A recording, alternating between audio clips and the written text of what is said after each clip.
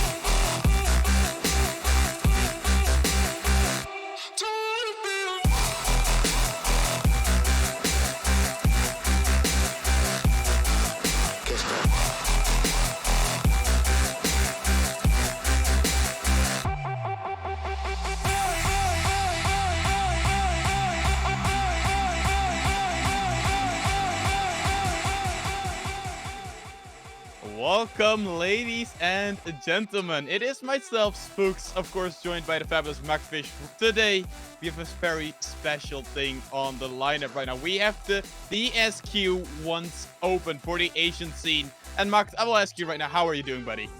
I'm doing surprisingly well, given that it's currently 10:50 in the morning and I was out last night. So I'm coping, I'm managing, and I'm honestly just very curious to see, because this is, I mean, you're very familiar with the APAC scene. This is my first real foray into APAC, so I've seen a little bit of RCS here and there, but now it's to see what these players can actually do on the 1v1 pitch, which is very, very different. It is very, very different and hopefully also exciting, as we have a lineup right now of Croado against Spooks. And for people who don't know, these are two of the young, talented kiddos in the Asian scene. And my goodness, are they talented. And I hope they can show it off on screen right now, as we'll get underway quite quickly. Because why should we wait, Macht? Why should we make them wait? There's no waiting. No waiting. We're gonna see enough waiting in the ones match itself, as this is going to be a best of 5, so Croado and Spooks are gonna have to show what they're made of, especially in the endurance department. That's something that's very interesting about ones. You can fall into a rhythm, and when your opponent just has you beat, it's very difficult to adapt your playstyle in that 1v1 situation. I'm really looking forward to what these two players can bring, and right now it's typical ones. See what your opponent does, take a cheeky shot, but nothing too major. Nothing too major just yet. And to remind people maybe a bit of how young these guys are, Spooks is, if I'm right now, still 13. And Croado just turned 15. He's just yet allowed to be in the RLCS. Hopefully gets a good team for next split to show off his prowess, because that's what we like to see. They're the first real so-called next generation of this region. Something we saw happening in OCE with the Pioneers boys, as Spooks opens us up, and this is something we're probably going to see a lot, Max. The air dribble into a bump. The air dribble bump, or as we call it in Germany, the Parsi special. He's just going up for it and denies Croado any sort of save attempt with that bump. And yeah, it's a very basic ones move, as we see another one staple follow it up right away, the kickoff goal. The kickoff goal, Spooks being quite a bit quicker here, getting the goal. And that is something, for people who have watched the bracket start with the GG, of course, Spooks is higher seeded, and there's a reason for this. Spooks is more of a ones player. It is nice to see. Croado is more of a threes player, I've noticed over the times. But Spooks is just lethal on his own. Of course, both these two players are a 0 boost to the tanks. Gonna mean that Croado not gonna get a goal for himself. Maybe Spooks makes a mistake right here. But the patience, the relaxation, and that's something I always like to see out of one swag. I don't know how you feel about that, but I love seeing players just being able to relax, breathe, and take just the full control. I mean, there's certain, like, there are two different play styles, I feel like. When it comes to ones, there's the aggressive approach, and there's then the calmed and relaxed approach. Out of Spooks, I'm seeing more of the calm approach, though aggression sprinkled in here with the demo on Croado, opening up the scoring 3-0. Pretty much been dominating this match, has Spooks. Spooks just looks good, and that's the thing I expected to happen, quite honestly. He is a player that is just on another level when it comes to these types of things. Can he show it once again? Takes the control, takes the easy path to slow it down. Force Croado into an awkward position. Tries to bait out the challenge, and you see him going for it once again. Swings. The madman, he is just so dangerous, but the second you give him any time, you have to be careful. Croado, you want to save that ball? Spooks has got other ideas for you. Quite frankly, he'll just bump you out of the way. And that's been the way that Spooks has scored 3 out of his 4 goals. Bumps and demos. Very apparently his playstyle in this 1v1 matchup. Croado not finding his footing at all. And now 0 boost doesn't matter. He gets the angle. It's the 5th goal. It's getting to that stage where, yes, it's ones, and it's very easy to score 2 or 3 kickoff goals in a row. But honestly, I don't quite see it happening right now. Spooks is dominating the opening minutes. He's dominating the opening field so far. He's just not giving any real side of line for Corrado. He's having such a tough time to just break free from this grip that Sphinx seems to be having. And here we go, the mechanical side. Can he do it with the musty flick after a flip reset? Of course he couldn't do it this time. Let me remind people though, we couldn't say it in the pre-show because lack of time, we want to get it underway right away. There's also 50 euros on the line for goals, and Corrado shows that what Sphinx can do, he can do as well.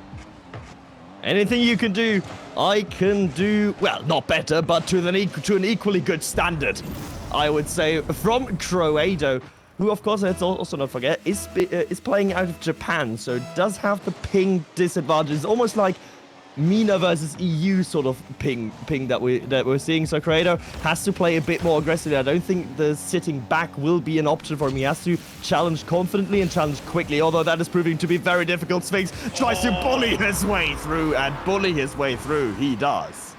Sphinx is just rude. Yeah. I think we can both agree on this. This man is rude and lethal. It's not even that he has shown mechanical side so far, MachtFISCH, but I have not seen anything too insane yet out of Sphinx. He's been very calm, very patient, and very organized, really, in this match so far. Just doing exactly what he needs to be doing as he tries to breezy. This probably is going to get scored against him, though. Corrado, please. Corrado, no. Please. Corrado, no. Can we give him 50 euros just for that? That was the best play I've ever seen. That was the best open net whiff as Sphinx is continuing his dominance. It is the Brazil for Sphinx here against the Japanese against Corrado. Of course. Of course the German has to bring up Brazil. Oh, I wouldn't know. Understandably so, though, but my goodness, Corrado is struggling in this match. Maybe he can bounce back. Of course, we know in once things can change in just a quick switch. Don't think this match is switching though. Game 1 is looking very good for Corrado, but it's a best of 5. Let me remind you of that. So if Corrado can slowly adapt and change, he could definitely beat Sphinx, but the boost amounts are non-stop being a bit hurtful for Corrado. Yeah, I mean, I think on average Corrado does have the boost in the tank, but he just struggles to use it effectively. And that's the thing about once, right? Is yeah, boost preservation and how to use your boost is going to be one of the deciding factor in this matchup. As Sphinx has the ball again on top of his hood, it's got to fake the flick. He delays it as much as he can, but Corrado this time has him read at the counterattack. Nope. Denied by Sphinx, who's just utterly dominant. And he shows his dominance once again. Sphinx here getting the goal, just the eyesight knowing when the enemy is going to challenge, when to do certain things. He knows Corrado has to go, because if you give him space, Sphinx is just going to do another thing. You cannot give him space, so you have to challenge right away, and it doesn't work out for Corrado this time around. I will say this though, Macht. Yeah. Don't be surprised if Corrado all of a sudden is like, oh wait, there's 50 euros on the line for a good goal. I'm just going to flip reset. I don't think the flip reset, a solo flip reset will cut it, but No, of course not. But I think the problem is with the way Sphinx plays for Corrado is Sphinx is very Sphinx is very mechanical apparently, and is also in control of the ball most of the time. So he actually wants you to challenge quickly, and the only way you're gonna win at a 50-50 is to just be so patient it hurts. Just be so passive that Sphinx is like, why isn't he challenging like at all? That you're sort of confusing Sphinx out of the plays, as Corrado has done here, and it's led to a counter-attacking goal. we have a word for that in Europe. It's called the flakes tactic. Yeah, do nothing. Basically sit back, do nothing. It does work a lot of times. Sphinx here with a small little miss, but I don't think he cares at all at this moment in time. So let me reiterate now. I have time to breathe, time to actually say it. Yes, there is another 50 euro prize pool outside of the current prize pool going to the best goal. So if you find a good goal, if you get a good goal, clip it and send it to me, because it could end up with you earning 50 euros, even if you don't make the top 8 or the top 4. It is still money you can make. You had an opportunity there to say clip it and chip it. I will refuse. Always refuse.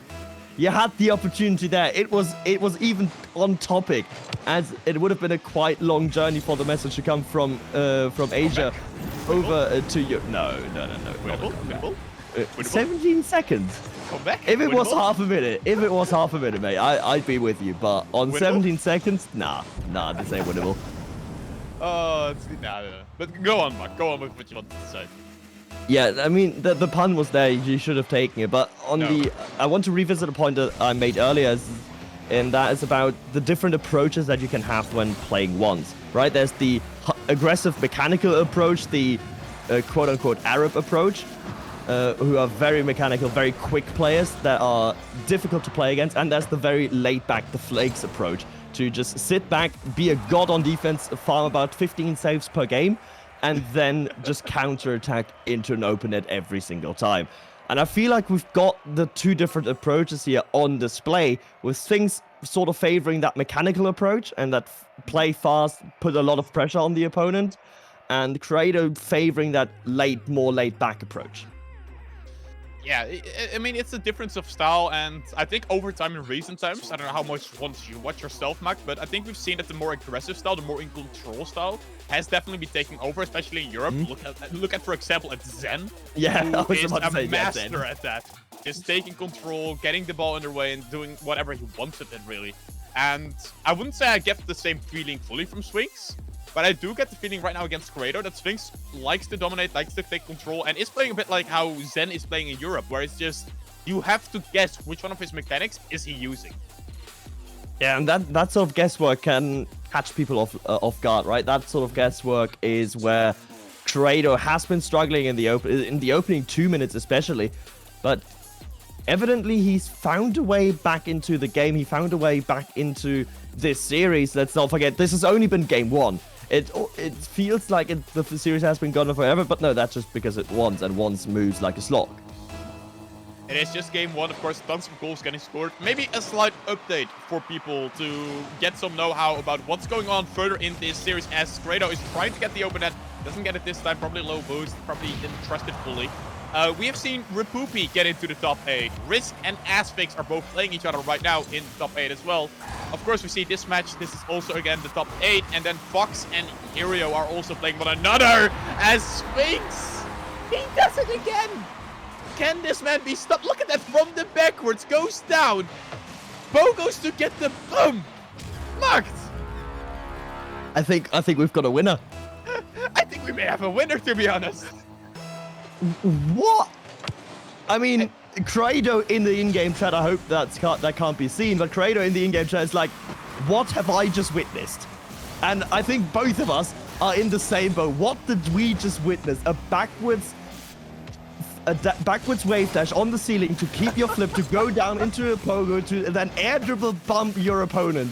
This is nuts. That is certainly creative, and that is one way to do it, but flashy goals or sort of counter-attacking goals, they don't mind. They will all count equally as much. The Creator just going quintessential ones goals, gets a good 50-50, and then just counters it into the open net.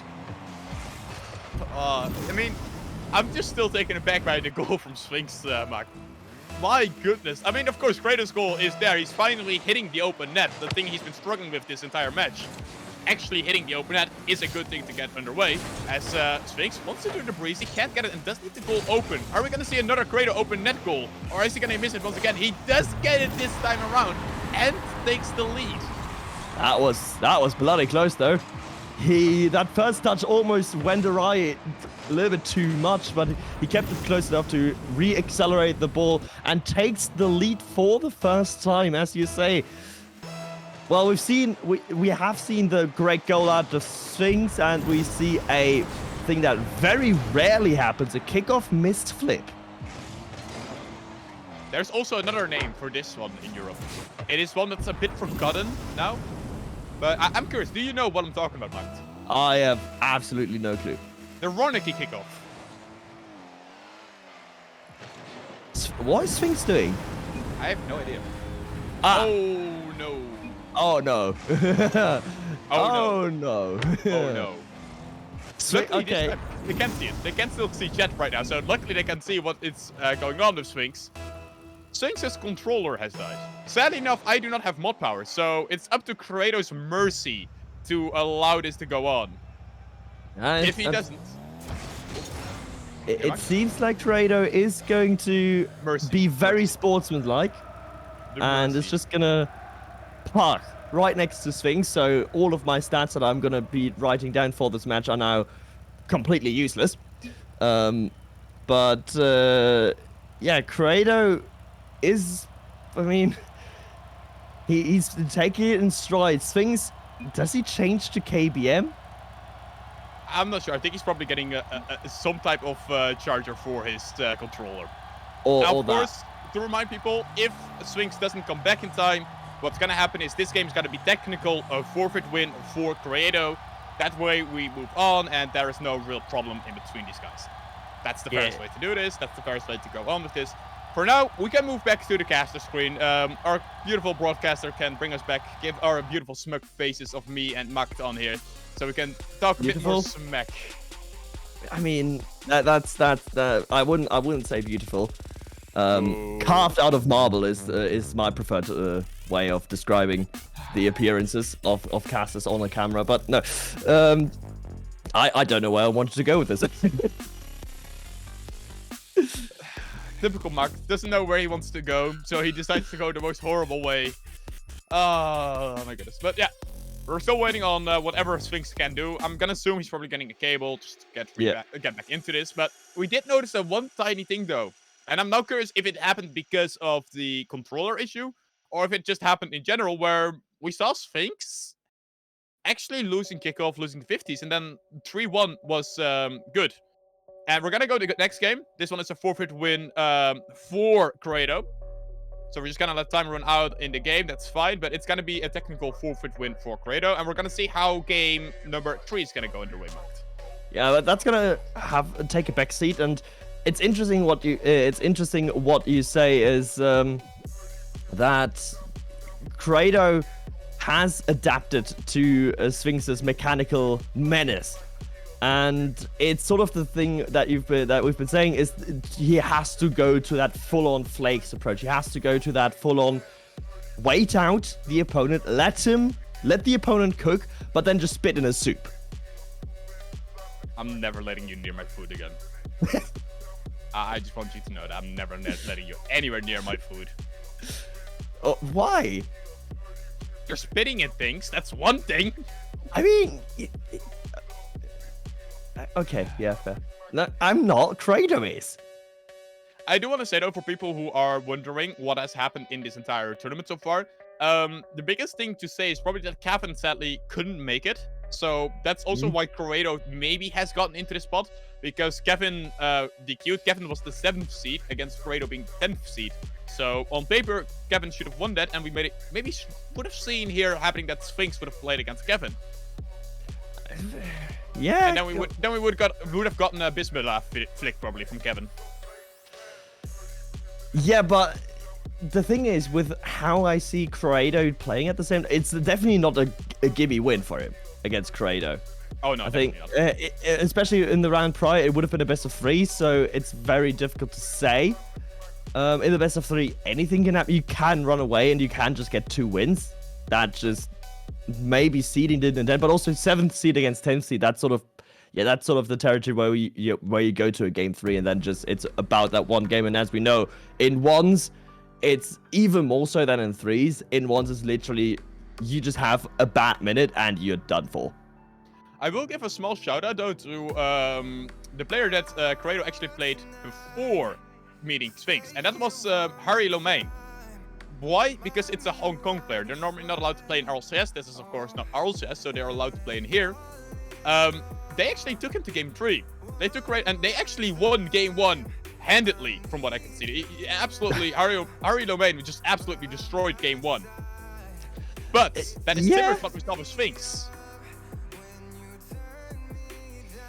That is, yeah, I mean, Harry won that one 11-0. That is...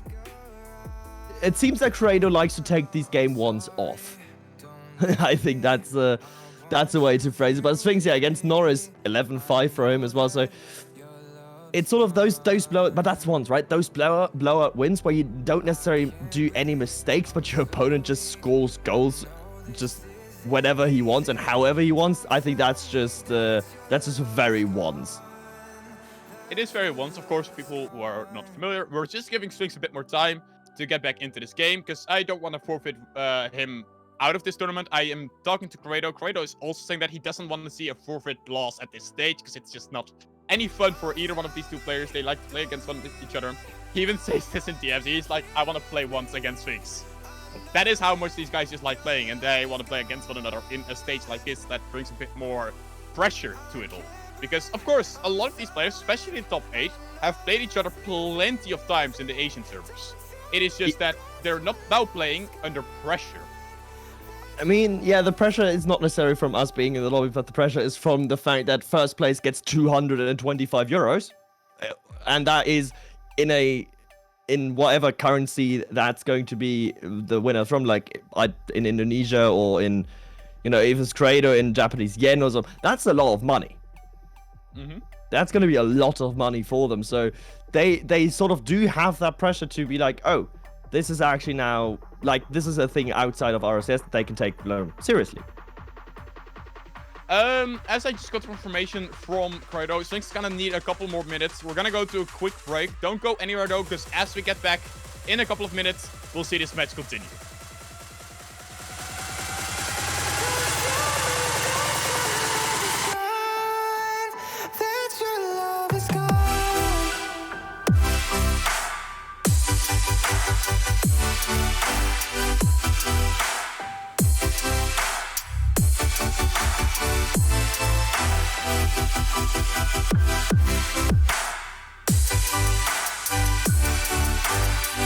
Don't tell me that you're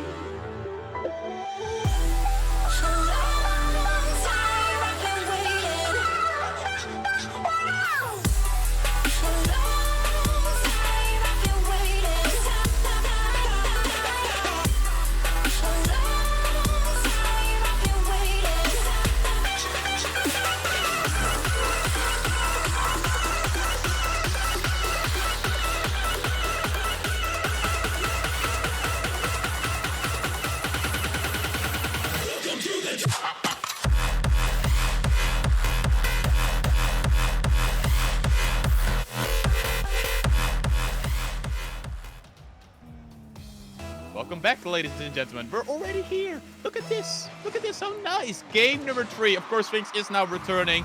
Has his controller working, hopefully. Otherwise, he's going to be playing on the keyboard and mouse, and that's going to be something. As Corrado tries to do something here with the mechanicals that he has, but can't get it past Sphinx on the defense. That's an interesting start into game 3. It's sort of a mirror match here, as Corrado is finding the mechanics and is finding the open net as well. Good start for him, of course, but, you know, mentally, right now, we have to talk about that mental momentum that you sort of garner. Sphinx is stressed out of his mind, right? He had to scurry to find a cable to plug his controller in. He had to restart his PC. Like, a lot of things that happen, and that from anyone knowing that has ever been rushing into a series or has been, you know, sprinting to get home to play a tournament, knows that that first game is never really going well. So Corrado, he has equalized the series with that win last time and could now very much go ahead in this best of 5.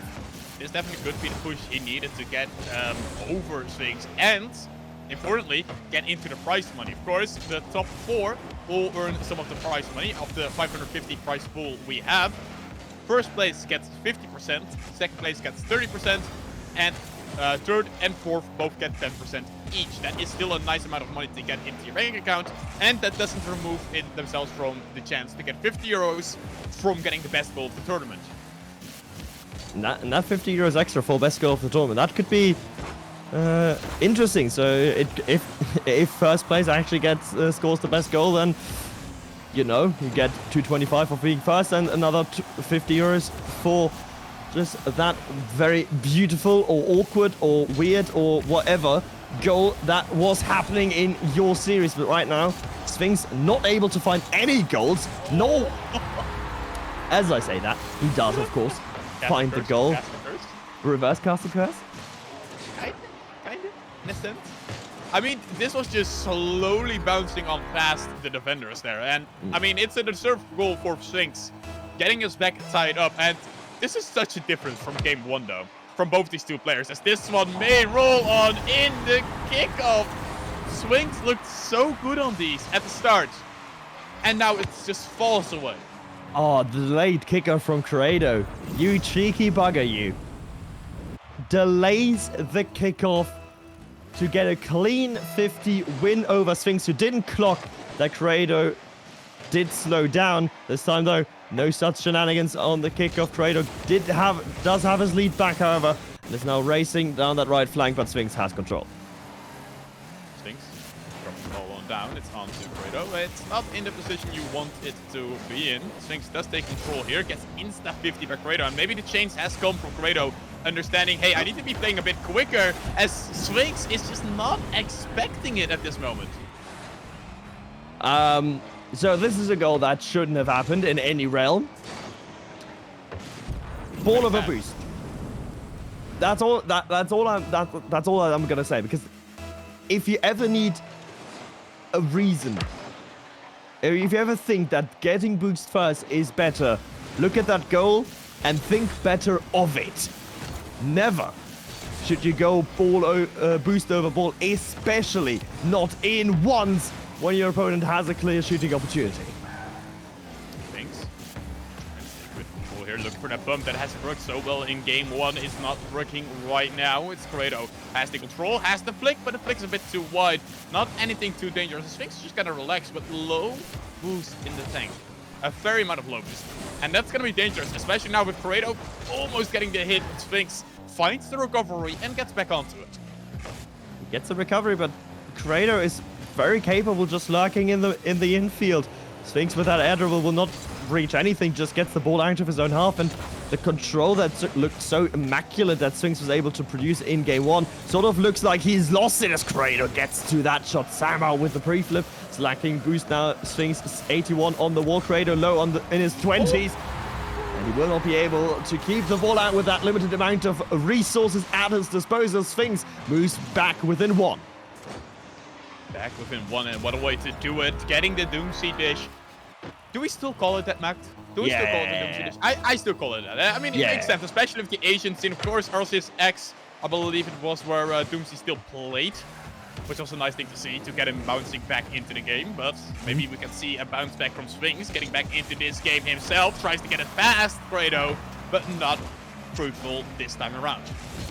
Not fruitful, a little bit too easy to read. That Sphinx was not going to the drill bump either. He robbed himself of that play a little bit too soon, so it made the defensive stand from Grado a lot easier. But yeah, the Doomsday is just for culture. It's just one that you just call for the culture. It's like an OCE that they still call double taps devos. You know, it's for the culture. You can't change that. You can change it. It has been changed, but maybe not in that region specifically. Some people will still keep on using it. As Sphinx will keep on using these air dribbles to mess up Grado's defense, getting it past him once again. And we have ourselves a game on our hands.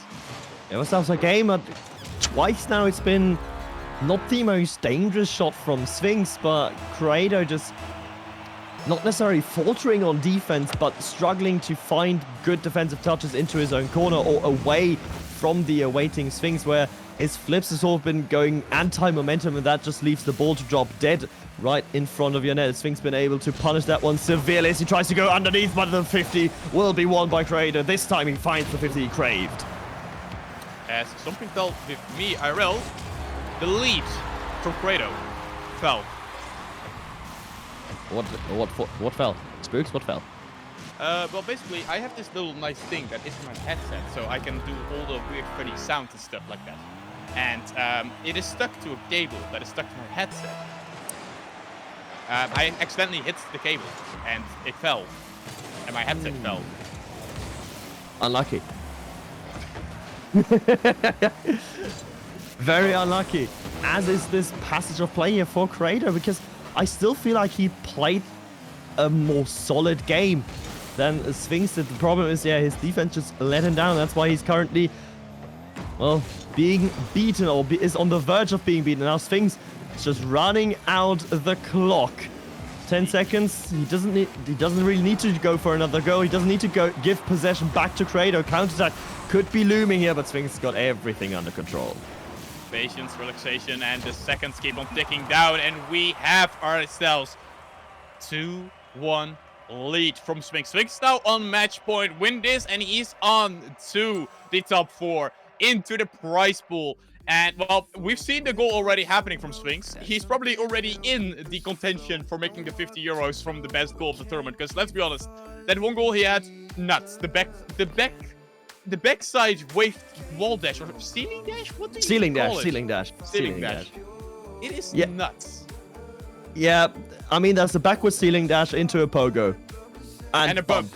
Into a pogo bump. Yeah, so that's going to be difficult to top. I feel like that's something that you can see at those BMW or like those Ford freestyle events. Like, that's the sort of stuff they go for. And Sphinx is like, yeah, this is a serious competitive tournament. I can do that here too, I guess. I mean, credit to him. And it did lead to him, you know, having the momentum, and did lead to him having sort of control over it. But now he is on match point. He's going to try to find that magic again. And if he does, I won't be prepared. And for people wondering why the Spooks keep on looking so menacingly to Macht, there's a reason for that. I'm also running the tournament right now as an organizer, as Grado is running this play as an organizer and says, no, Sphinx, you move to the side. Step away, you peasant, says Grado, and sends him to the shops to get him some produce.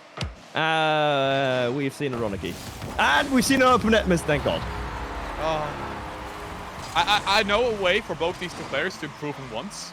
It is hitting, not Ronikiing their kickoffs, and hitting the open nets. Oi, that's sound advice. I see now why AHA is struggling to make it out further than top 8. If that is your coaching, if that's your coaching with AHA, then I mean, boy. We made top 4, Mark. Get wrecked. Yeah, once. And you also failed in groups once. Or top 12. No, we never failed in top 12. Top 12 then. Top 12. We had a bit of a rough time, but that's fine. That's besides the point. Let's focus back onto once, not on my failure as a coach. There's another series we can do for that later. Not enough live events, that's the problem. Not enough live events, though. The problem here for this series overall, which has been rather low scoring ever since game 1. Of course, we didn't have a proper game 2, but last game, a 4-3. This game, he's getting off to a better start in terms of ones. 2-1 lead for Sphinx, but yeah, he just waits out Creator and somehow doesn't get demoed there. Magic. Magic. We'll move that aside. The magic happening right there. It is still Sphinx taking the lead. I do want to give credit to Creator, though, for the adaptation that he has done so far in this series. Because compared to game 1, he's now looking way more in control, way more as his own player, and not getting toyed around really by Sphinx anymore. He's definitely being dangerous around. This is what I expected to see from him. But on the other hand, Sphinx is just so lethal in ones that you cannot give him room, time, or space. If you let him for even 1 second, he's going to be punishing you. Yeah, but those punishments, you know, he's lacking a bit of that mechanical consistency as Sphinx. As we go now into the air once again with Creator, but Sphinx not getting bumped. And also getting the counter-attack. Will it be enough? No, it won't. Creator gets back to it. Still, though, Sphinx lacking the mechanical consistency at the moment to make Creator pay in the way that he did in game 1. And it's now Creator bounce dribble, shot over Sphinx, and equalizes the game. It is not one that will win you 50 euros, but it is one that is just clean. Baiting out Sphinx to move to the ground, move a bit further away, and then bounce dribbling, like you said, into the top corner. Bring himself back. Creator really is fully in control when he has the ball. It's just that he cannot give Sphinx that time. He needs to stay awake for that and not giving him any boost. It's a good way to keep on chasing this ball further in. Sphinx now has boost, has control, has patience. What can he do further? Can he get it past? Looking for the bump, but the bump actually means the ball goes a bit too high. Yeah, that's one way to... yeah, I saw it coming. There's one way to defend the air dribble bump, and that is to bump the opponent into the ball that is most likely hovering just behind them as Creator is down there. It's incredibly difficult, but if executed properly, well, it will save you your back line. As beautifully demonstrated here by Creator. Sphinx with a interesting idea, a 360, and that style is met by the way all styles should ever be met in ones, with a demo. Have a lead for Creator. The demo, I mean, we saw Sphinx do this in game 1 especially a lot, Mark, where the demos came through so much. Maybe it is a tactic for Creator to go for a couple more demos just to get him out of the way, get him out of position, out of the place, and just out of the play in general. Because if you let Sphinx live, quite honestly, he's just going to be a menace the entire time through, as Creator has 0 boost, still gets the shot on target. It is already improvement though, Mark. The ball, when it was slightly open, was shot on target. All on target, yep. And open net conversions also, yep. Done and done again from Creator. Sphinx again losing control of that ball from the side. Well, doesn't have... Again, it comes back down to that mechanical consistency that Sphinx, he has his peaks, but he doesn't bring it consistently. And it's all right. He's 13, right? So that he's still got a few years to build on that consistency before showing it off to everyone on the biggest of stages in RCS. So we have a kickoff goal here from Sphinx. It's an interesting kickoff, certainly. We move back within 1. Within 1, just 1 goal, and we know how quickly things can change. That's the lovely part about ones. We can see things change so quickly, Max. Like, it can just go in a snap, boom, and all of a sudden the match is flipped upside down, going the other way. Creator trying to not let that happen. Doesn't want to see Sphinx get back into it. Has to be careful though, that ball almost bouncing free at the post into his own net. I mean, that would have been a very good redirect. And we all know that the most beautiful goals you score are mostly own goals, right? So it would have suited this sort of narrative. And Sphinx is now again trying to apply the pressure that he once had in game 1. Sphinx flip reset, uses it, but it is wide, and now Creator has got the counterattack open to him if he can find a power shot, but the power is lacking. A bit over a minute left, enough time for Sphinx to get back into this, but Creator tries to find the open net once again. Sphinx has learned his lesson, not giving Creator an open net to shoot at. Why do I even talk? Why do I do this? I don't know. It's just Sphinx had the boost. He just didn't respect Creator's ego challenge. And that ego will now certainly be bruised as Kratos just jumping in there says, thank you very much for that loose ball, mate. I'll just convert it to a 5-3 lead as the kickoff is going rather neutrally, but Sphinx has boost and ball control. Doesn't take it to the sky this time. Sticks to the ground. Corrado is awkward as Sphinx is just delaying his angle too much, maybe. No, he cuts back to it and gets back within one again.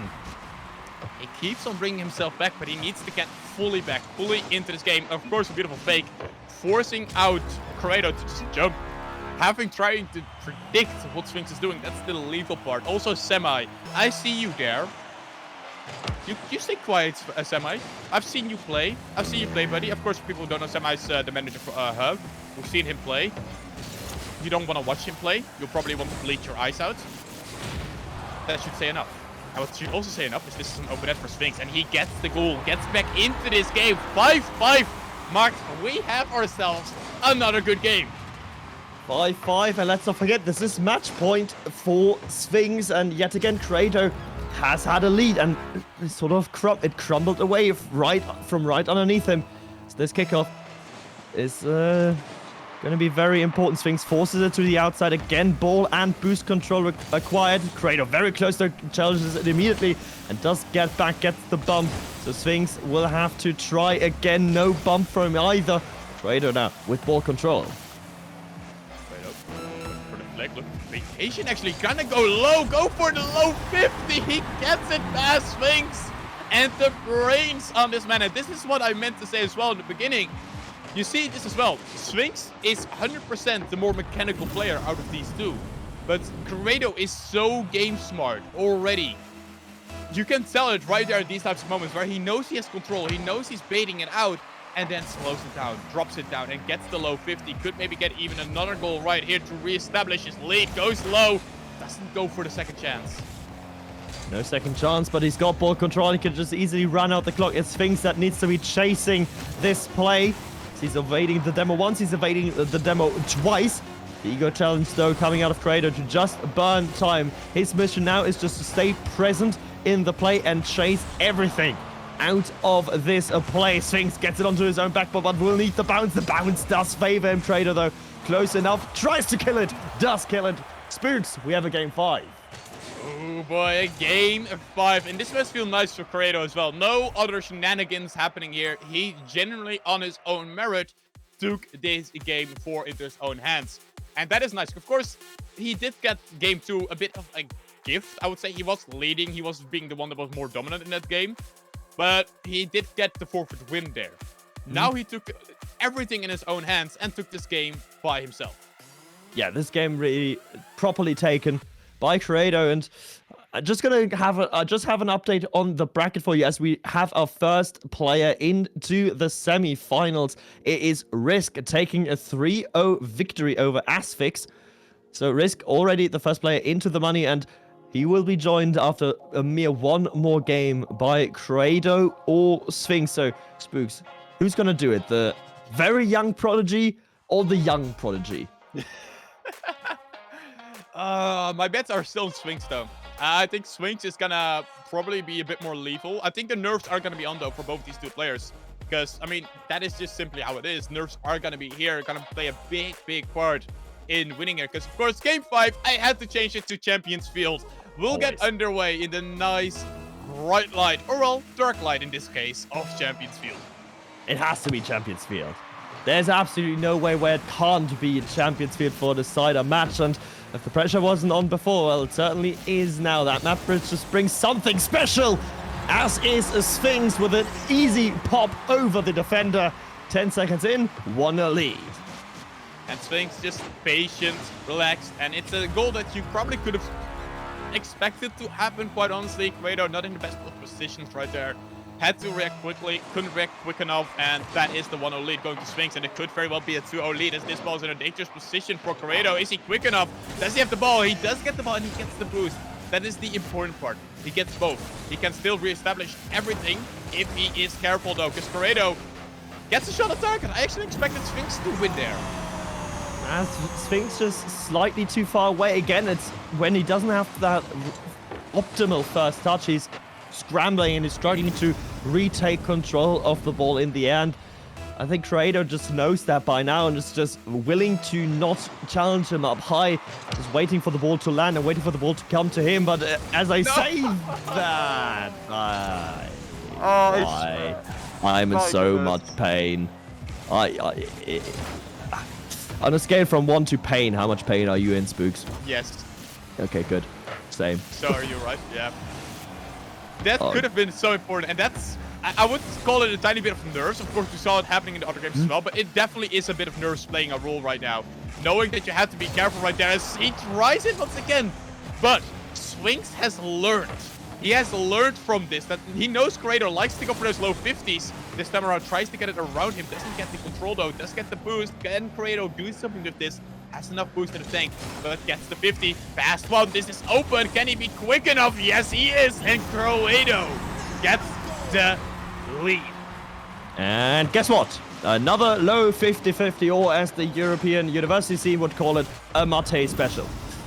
As he goes in a Fennec, low 50-50, everything's, and Creator just shows the beauty and the power of good 50-50s when you can actually control what your opponent does. It's a very underrated skill to get consistent good 50s against an opponent where at some point it doesn't seem like a 50-50 anymore, but rather a 90-10. Sphinx doesn't need to 50-50 his way through, will just simply outplay Creator.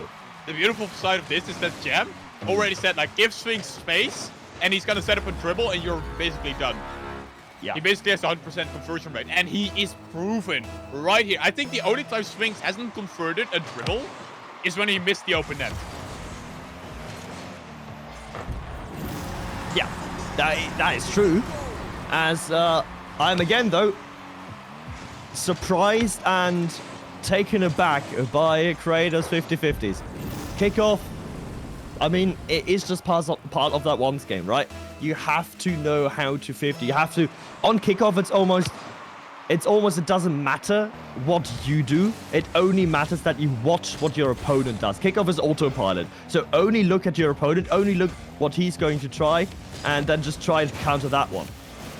Sphinx has to be careful, though. Get the ball to the side. Creator, what can you do by yourself now? You have to be quick. You have to be very quick. Sphinx in the air. Sphinx with control, but Creator with the save. Sphinx gets the boost, though. Can set up an attack once again. Maybe looking for a bump. Dribbling Creator. I mean, yeah, if you can't get past them, just dribble them out of the play. It means that the net is open, and the tie game is back. And what a game 5 so far. What a game 5 indeed. As Creator tries he might with low boost and almost no resources.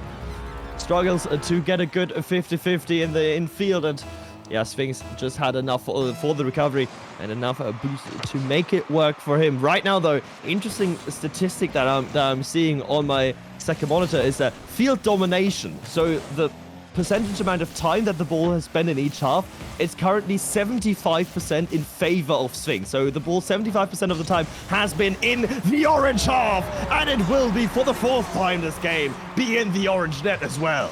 I was missing, I was wondering, where did the air dribble bumps come? Where did they go? Well, we found them.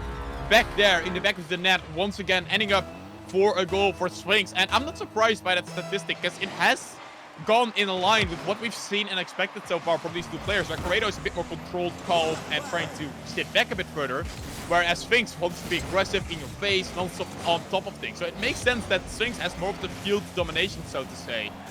But it's still an interesting stat to see. Are you using the new stat thing, Max? Yeah, I am. I've been using that ever since it came out. I love it. It's very good. It's very useful for stuff like that, for example. Because otherwise you could say Creator is just countering, but now you can see how much Creator is quote-unquote just countering Sphinx. For the first time, it's not really a counterattack from Creator. It's just he's been given possession, and he certainly knows what to do with the ball as well when he does have possession. Yeah, and Sphinx didn't want to give Creator time, which of course is a logical thing, because we haven't seen it a lot where Creator has been given time. We've rarely seen it out of Sphinx where he wants to give the time. So, again, he doesn't want to give them that time, just want to be on top of it. But you have to be careful, though, because your lead can be switched around quite quickly. Sphinx, another touch that just goes awry. He's not sure what he wants to do. He wants to bait Creator in, but he doesn't expect Creator to use the wall as effectively or the corner bounce rather, as effectively as he had done. So Credo is going to walk away from that exchange. 2 quick goals to take back the lead against Sphinx, who's got an open shot. He's got a shot on target, and Credo can't keep it out. A cheeky shot will actually slip through the cracks. 5-5. We again are all squared. Did this just go in? It's a good shot. It's a good shot. It's well placed, but I'm just surprised in general that that went in like that. Maybe another small update, as I just got confirmation. We have just seen the Seed 3 be beaten by Hero. Hero has beaten Fox and takes over and goes into the top 4. And Sphinx wants to follow Hero, wants to play him in that top 4 match. Just 1 minute, 42 seconds left on the clock and a 1-goal lead. Once again, the table has been turned. The script has been flipped, as Hero is waiting in the semi-finals for the winner of this particular matchup. Sphinx pops it up high against Credo. He's just, again, very patient, willing to wait out, and now it gets allowed free possession of the ball. And dribble demo acquired as well. Another equalizer. There's just nothing separating these two right now, Spooks. I was quickly looking to the left to just fix some stuff for other people, and I saw you saying, I heard you saying, like, Credo has time. You don't want to give Credo time, because then things like this can be set up, and he gets himself the air dribble bump. 6-6 scoreline. No wonder Credo said, no, I want to play him. You guys, I want to play Sphinx. I want to keep on playing. When he could have just said, like, no, I think the forfeit should have happened. He could have said that, and he would have been fully in his right. But no, he wanted to play Sphinx. He wanted to play him on equal footing and just keep on going. And it is such a beautiful masterpiece of a match so far. 7-6, Sphinx taking the lead. But the game has been just chaotic, and I am here for it. Utter madness is what this game and this series overall has been. Credo and Sphinx do battle on equal footing. So right now, once again, it's a lead for Sphinx here, but Credo is coming back as that lost space. Hookshot available. It's going to delay the hookshot. And to what result as well? Perfect placement. No chance Sphinx keeps that one out. Oh, this is so close. Credo finds it. And it could not be closer between these two players right now. 7-7, a minute left. It feels like whenever one of these two gets into the attacking offensive pressure, they just score. We could maybe see it once again. Sphinx tries his best with Credo. A very, very necessary bump, but has low boost. 13 boost, and Sphinx knows this. Sphinx knows he has the boost amount and fakes the flip reset under Credo. And that's just the benefit of knowledge. Yeah, he knows Credo is staffed. He knows Credo has to challenge, but he can't probably adjust. So the fake to go underneath is just going to be the effective tool of choice here for Sphinx. As with 45 seconds to go, can Credo come back once again? Can Credo find another equalizer? It's looking like it. It's looking like it very much. Credo 8-8, another equalizer here. At this point, I would not be surprised if we go to an overtime, Macht. I dare say it, an overtime between these two.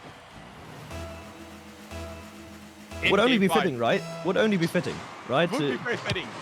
To have the overtime in a series that has been so close, and a game that has been so close as Credo. Credo! God. You naughty, naughty, naughty little Japanese man. Did you really have to put it like that? Macht. I have spoken before I thought. I will not apologize for what I have said.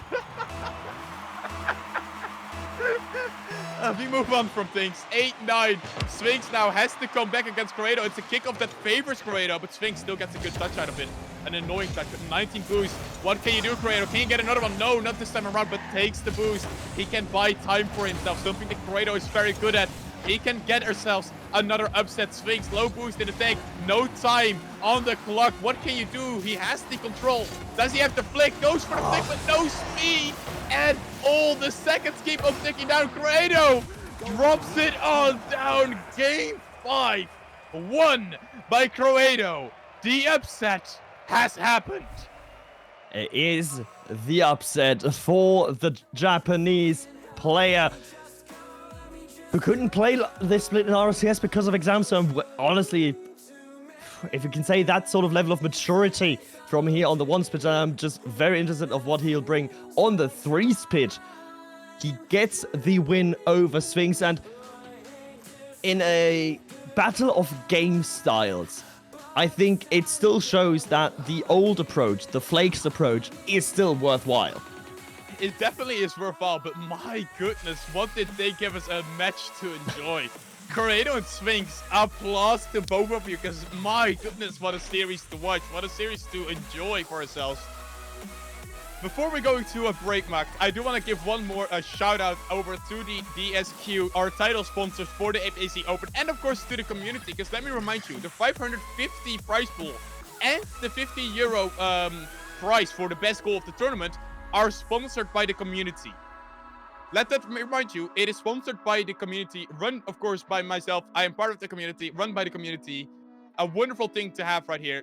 We'll go to a quick break before we get underway with the top 4 matches, so don't go anywhere.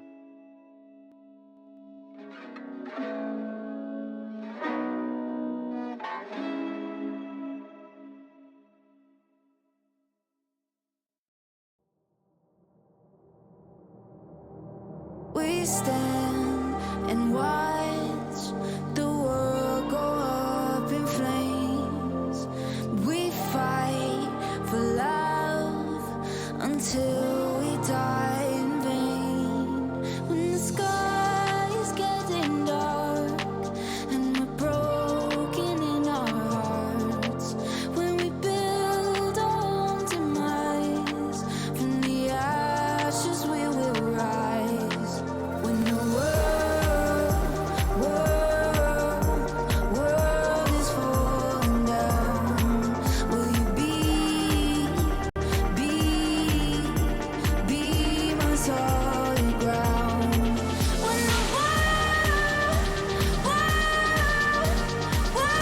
is falling down, will you be my solid ground? Be my solid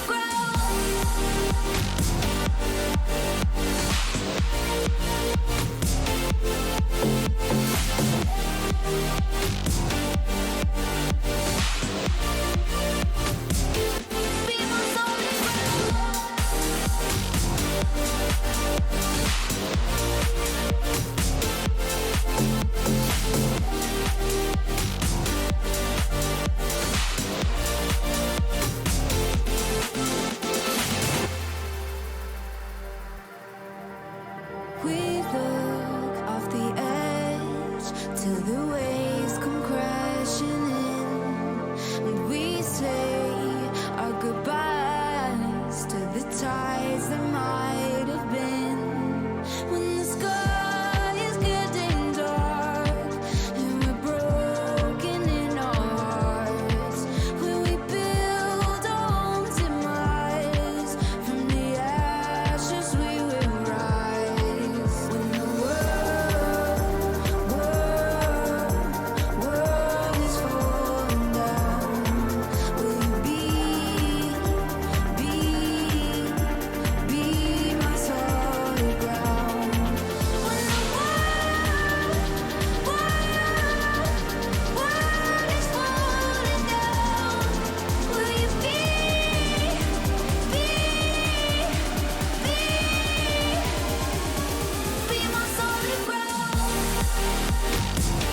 solid ground?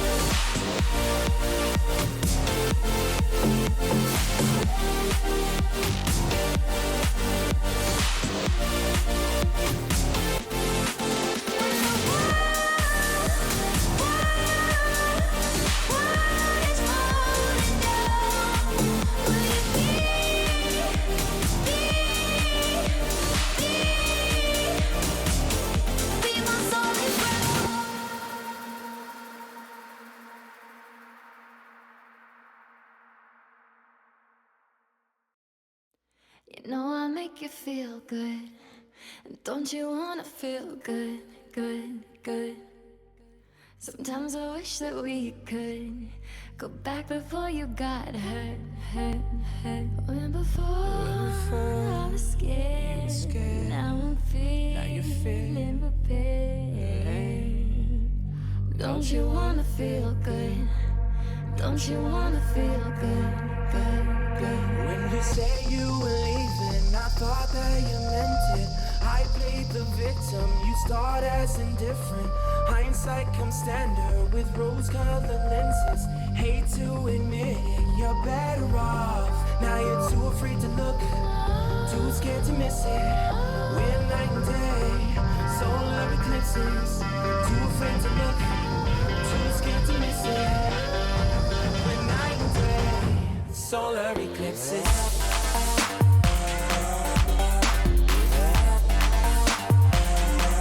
Solar eclipses.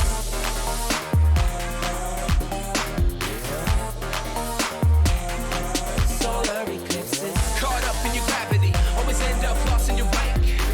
Intoxicated, maybe we can start again. Caught up in your gravity, always end up lost in your rank. Intoxicated, maybe we can start it. Maybe feelings change, I can remember all the reasons why we've been separate ways. Feeling all alone in your company, keeping you captive in busy chains.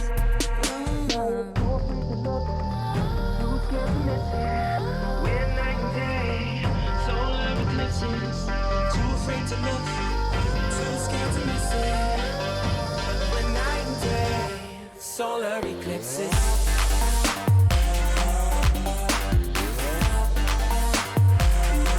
Solar eclipses.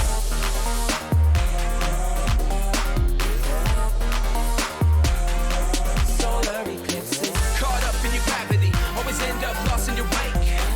Intoxicated, maybe we can start again. Caught up in your gravity, always end up lost in your rank. Intoxicated, maybe we can start again. Tomorrow we build. Depends on the future we want, we can make it as real. Maybe we will go, give up the ego. Making it feel good. Too scared to just let it go. Too scared to just let it go. Tomorrow we build. Depends on the future we want, we can make it as real. Maybe we will go, give up the ego. Making it feel good. Too scared to just let it go. Too scared to just let it go. Caught up in your gravity, always end up lost in your rank. Intoxicated, maybe we can start again. Caught up in your gravity, always end up lost in your rank. Intoxicated, maybe we can start again.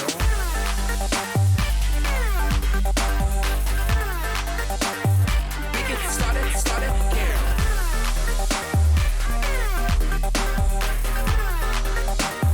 We can start it.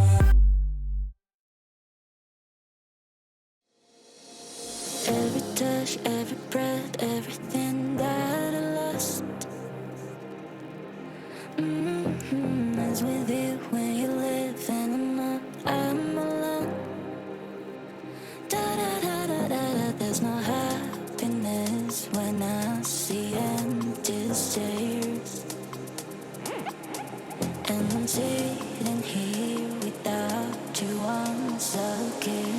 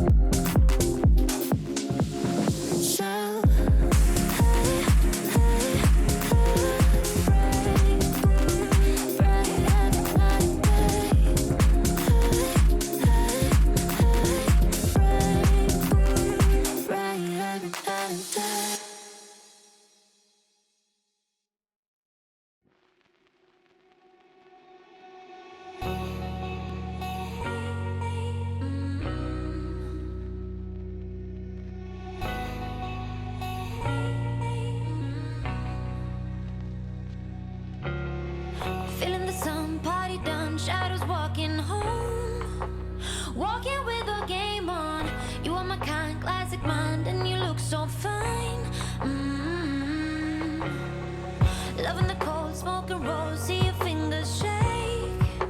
And getting through your heartbreak. Some kind of free, same for me, don't know what I need. Don't doubt me, babe, you make me wanna change. Break my bed to make me wanna stay. I can't vibe me, babe, you make me love the pain.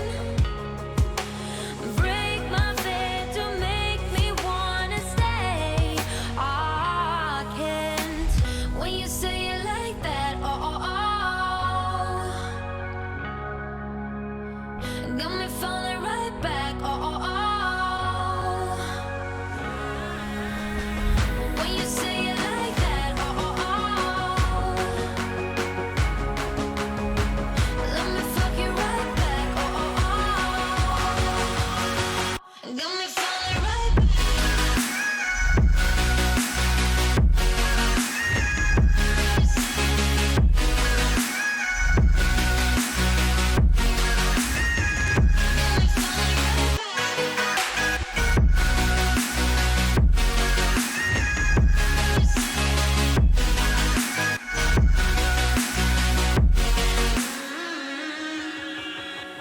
Get in the door, silent walk, who's the first to speak?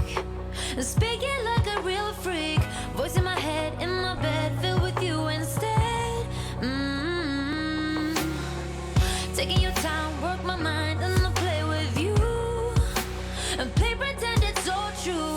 Follow me down, listen round to the deep dark sound. Don't doubt me, babe, you make me wanna change. Break my bed to make me wanna stay. I can't vibe me, babe, you make me love the pain. Break my bed to make me wanna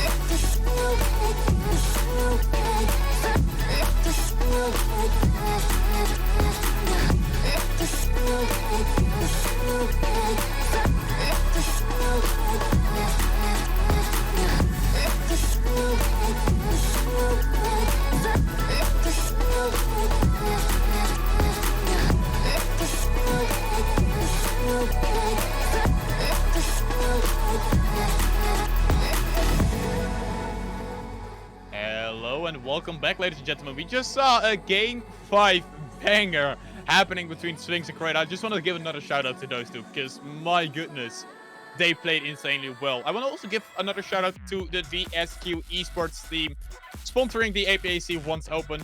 First tournament that I have created here, and they've been so kindly to help us out here and sponsor it. Of course, not only just them, we've also had an anonymous donation, myself donating, SML, another one of the casters donating, and another great help in Vahi donating to the prize pool and donating to the clip contest, where the best clip scored during this tournament will win another 50 euros, MachtFISCH. And I mean, it's a nice amount of money that you can win here.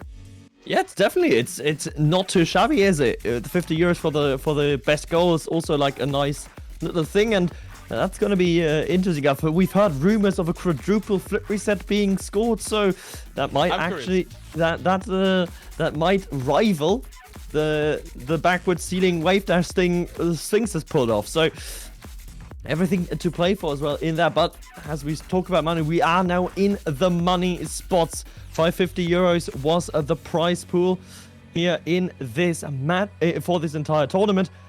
10% going to each, the loser of this semi-final and the other semi-final, but the winner can move over to the grand finals, where 30% or 50% of the prize pool is at stake. So now we get into the sort of money spots. Now we do get into the juicy bit. The juicy bit, the nice place where you can get a ton of money. I do want to say this though. Of course, we had the insane shot from Sphinx. We also had the insane shot from Risk, one of the players that you're going to be seeing right now. He has had an insane, I believe it was a triple flip reset into a musty. And of course, we're also looking at who do you score it against. Do you score it against what enemy? He scored it against Squiggly. I have to point it out. He scored it against Squiggly for everyone watching. People who don't know Squiggly. Squiggly is a player on the HUD team that made top 4. A good player to score it against. So that is definitely going to be taken into account for whoever wins that 50 euro prize. It better be, right? It better be taken into control, because like you can score against a low level opponent, you can, because you just have more time. But if you can do it against someone who's proven good and proven to have exceptional defense, then yeah, that's gonna rank higher. It's like, yeah, you could beat 1400s and once, but who cares if you don't beat any of the pros? True. I mean, I will say this though. Right now we're watching Blue against Risk. They're gonna be coming up quite soon, but we're just waiting on Blue for a second. This is the first seed against the 4th seed. And the way seeding works on start.gg is that you can assign people a number. 10 to 1. 10 being the best players and 1 being the worst players. Blue, Risk, Sphinx, and Fox all got a 10 out of 10 rating. So they're all considered quite equal on that leveling. So we're gonna see the first time actually where we see the ones that are on top technically being against one another. And that is something I'm looking forward to, because that can make things a very, very interesting game. Blue already said, I'm not feeling the best in ones today. So I'm curious if Risk is going to be the one to take it all today. And before this tournament, you described Risk as sort of the dark horse. Yeah. Here, for this entire thing. Blue, probably the favorite, but Risk the dark horse. And now we actually get to see that, because the upper side of this bracket just, didn't do any upsets. So we actually get to see 1st versus 4th, the way seeding intends it to be. So seeding would say, yes, like, Blue should win this one. But if Blue says he's not feeling himself today, and if he's saying, I do have a few issues, I'm not 100% there, it might be a way into it for Risk as we go underway, I think, for this game. It's going to be Risk in the blue against Blue in the orange, which is not going to be confusing at all. I think it's a rather risky choice of colors. It's a risky choice of color, but Risk is trying to get the goal right away. Did you notice that, by the way, Mark? Yeah. Risk went for the fake kickoff, went to boost, and then got 2 boosts and got the goal right away. And we're going to see maybe some mind games coming out, because this is one of the first times I'm actually going to be watching Risk, and that's definitely going to be the account for you Blue is someone I'm very familiar with. Of course, a guy on Lotus Gaming, one of the teams that a lot of people consider an upset potential team. Well, Risk is an upset potential player. Risk maybe doesn't have the pedigree in RCS, but he certainly has had a great start here. And I just want to reiterate the point that I was making earlier about, you know, watching your opponent on kickoff. I think a fake kickoff at this level shouldn't ever work. A fake kickoff is an option, but it shouldn't result in an easy goal because your opponent needs to be watching you and then just slow down and take control of the ball and just launch into a dribble, which is going to be much more difficult for the defender to defend. And I think that's maybe important to note is a bit of how Blue likes to play. Blue is probably someone that you're going to be quite familiar with in the sense that he plays a lot like Corrado, as we see the first aerial bump coming out from Risk, getting himself 3-0 lead. This is already looking familiar to Sphinx against Corrado. And Blue is a lot like how Corrado probably plays. But the big important part with Blue is that he's a confidence player. If Blue is confident in himself, he may genuinely be the best player in APAC, on the 1v1 scene especially.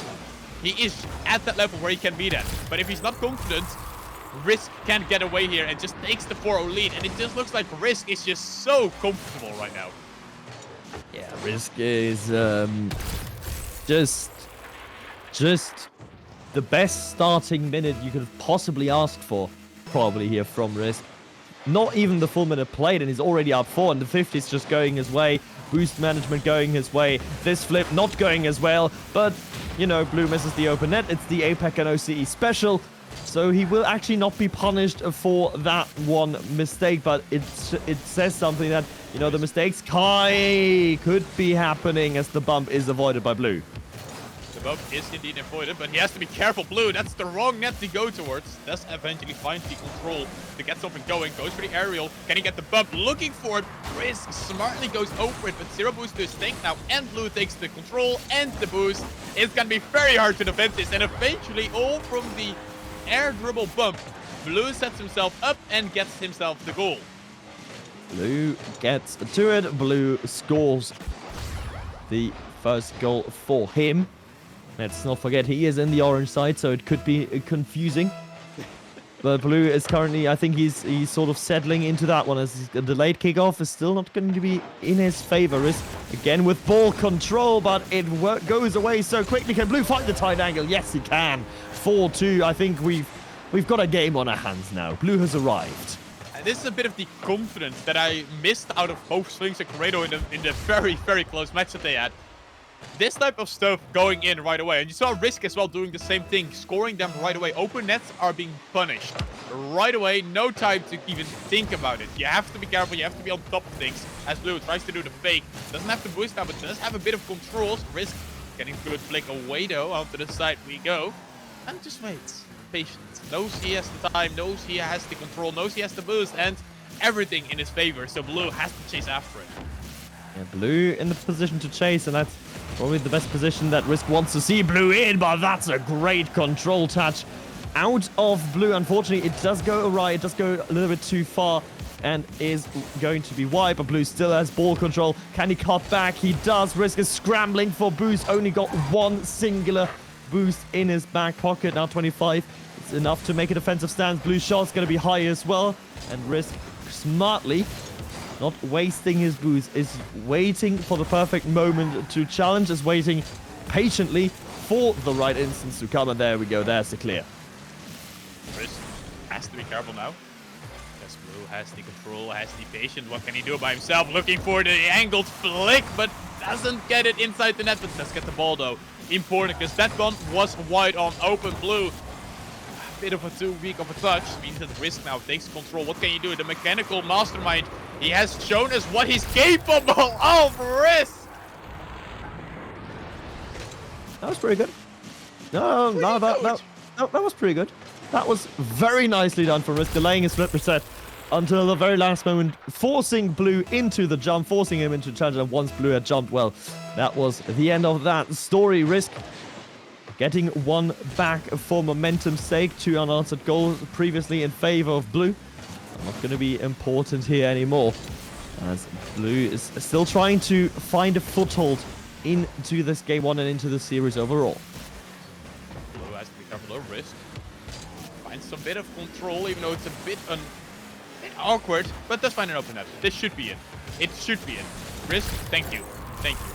I've gotten so scared at this point. Whenever I see an open net like this, I'm just so worried that they're just gonna mess it up. Yeah. I'm with you on that one. And you know what? I also saw flash before my inner eye. It was the absolute moon flick against the crossbar. Blue gets one right on back, not giving any second to Risk to just bathe in his lead. And it's not again. Risk really likes to go for these fake kickoffs. Yeah, but then you can also see what I said earlier about this really not being an option. Because once you go for the fake kickoff, especially on the first kickoff, it sort of conditions your opponent to always look at you. It conditions your opponent that a fake kickoff, a full-on fake kickoff, is probably not going to work anymore. You have to think of something else, maybe a slight delay. But Risk doesn't matter. He's got the lead back. He's got 4 goals of buffer between himself and Blue. No, so yeah, what does one fake kickoff really do? Not too much right now, but let me remind you, it is once, Macht. It is 1v1. Anything can change in just a second. If Blue gets a good kickoff goal or something like that, boom, you're back into the game. Speaking of boom, that was certainly an explosive flick here from Blue. Again, he's back on defense. He is trying to fight back into the series, but Risk is just very happy with taking ball control and leaving the ball in the midfield as Blue's got an opportunity now. Low boost, so power will be lacking in power. Is lacking indeed. Neither player now with a lot of boost to his name, but Risk pulls the trigger first. Blue's got an easy shot, and the easy shot is converted. And 3 goals, 49 seconds. It is definitely doable for Blue. Knowing that he can be bouncing back into this, it is important for your own confidence. And that is an important factor in general, confidence, Macht. How confident are you going to be if you just lost 7-1 here? Not that confident compared to how Blue has been non-stop matching Risk, really. Apart from the start, the opening sequence, Blue has been matching Risk non-stop and been keeping it close. Yeah, and that's the thing about once it's one bad minute and you're immediately on the back foot, as Blue is illustrating to us very beautifully here. He's got the problem that he's actually, if the first minute didn't exist, he is actually leading, believe it or not. In that first minute, he conceded 4, and that is a deficit that he's trailing all day long. Risk with a few wall dashes to put the pressure on Blue. He's just chasing the ball away, got the boost, and takes the lead 1 higher. This game 1 is done and dusted. And one of the most beautiful things about this 1v1 tournament, in my eyes, is that we can give these sort of highlights to people like Risk, where it's like in RCS they haven't performed where they want to be performing. But you can see right here, he has the skill, he has the mechanics. It is just a matter of time before we see him on the big stage in the APAC RLCS.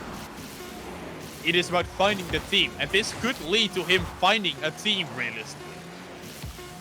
We've seen many a times that one's notoriety can lead to success in threes, that one's notoriety can lead to success. You know, in RSS, I mean, look, think of all the great once players that we've seen come into Europe, for example. Scrub Killer, probably the most evident example. An Ahmad of Mina and Khaled in Mina, who are sublime once players who really elevated themselves and their region to a higher level. I think a recent one you can call in there is Zen. I think Zen is going to have the same effect. He already has at this point. I'm going to be honest, he probably has the most hype behind him. And in APAC, their hype has been around some of the players, of course, Credo, Sphinx. I've heard that on the live streams, Tank gets a lot of hype as well. I think Risk should be in that party, quite honestly. If you look at the way he's playing, the way he has been improving time and time again, he belongs in that side of the new, I wouldn't say new generation, but in this guard of like, we are gonna be there. We're gonna grow and grow and grow. Just give us that time, give us that team, and we're gonna be there. Yeah, it's just about, especially if you're in that bubble and you're in that talks of, you know, maybe being it's about finding the right team. It's about finding the right teammates in threes. Because not everything from ones translates easily over onto that threes game mode. we go now into game 2, and the dark horse, it is certainly neighing. It is certainly, the dark horsing is intensifying with Risk taking game 1 away from Blue.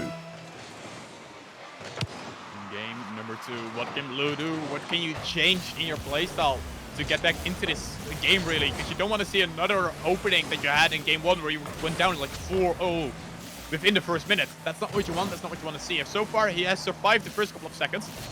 I say survives because it's not much more than this right now. It's very dangerous. It's something. That was defense. There will be many like it, but not quite as successful as this one as Risk. Triple flip reset on Blue. I didn't think he actually got the second one. That was rather surprising, but Blue was certain of it. Stood his ground, and now will have the easiest goal probably that he'll ever score in this tournament. The most insane goal that you've ever seen. No one can expect it. No one has seen something better than it's an open net. But it is in. It is He in. scored it. It is Yeah. in. Yeah. Blue, 1-0 lead. It is definitely different than what we saw in game 1. And it's again, I'm gonna make this alignment again. Oh my, almost going in from Risk. Tries to get the second touch, but it's a similar story to what we saw against Sphinx and Corrado. It's similar that in the way that the more patient player, the player that is willing to sit back a little bit more, is slowly but surely coming back into the series and gaining the momentum. Although this time we don't have any DC shenanigans as Risk. Can he recover? Yes, he can. Gets back to a beautiful play from Risk. Bumps a Blue out of the way. And then... Blue, what happened there? That's a pogo. You just saw him going up in the air and just elevating himself up, and up. No idea how he did that, but it happens. That's the thing that happened. As Risk is going to put in another thing. Blue on the ground is just going to be sniped at. Has now got boost and ball control. 50 boost in the tank. What can he do with it? He fakes it once. He fakes it twice. Tries to go around, but Risk recovers just in the nick of time. Risk taking the control, taking the easy path out maybe. Has to be careful though. Gets it over one. Can't get it past the other one. Blue hits the ball away. Not anything being done really. It's a bit of no man's land right now. It feels like, Mark. It feels like no one is really taking control right now, and that's weird to say in once. Yeah, no one, like, they're both trying, Never mind. but they do struggle with the fact that they have one opponent to play against, and they're trying to sort of outmaneuver one another, trying to play around one another and out mind game. As Risk is putting what a save for himself there, as I'm inclined to agree with that statement. Ooh, Blue wants to do a fake kickoff, I think, but it didn't go the way you wanted it, and now he has no boost. Risk has all the boost, but not the control, not the touch you wanted. Is this really gonna work? Is this really gonna work, Mark? No, It is not. It can't. Thankfully, it's not. But it does happen. Blue doesn't have the control, though. Takes it to the side, gets it under control, actually. That's a good point to do right there. Goes from, oh, I have no control, to having the control, and oh my goodness, saw Risk committing. The eyesight on this man, knowing when to flick it. Look at this. Blue waiting.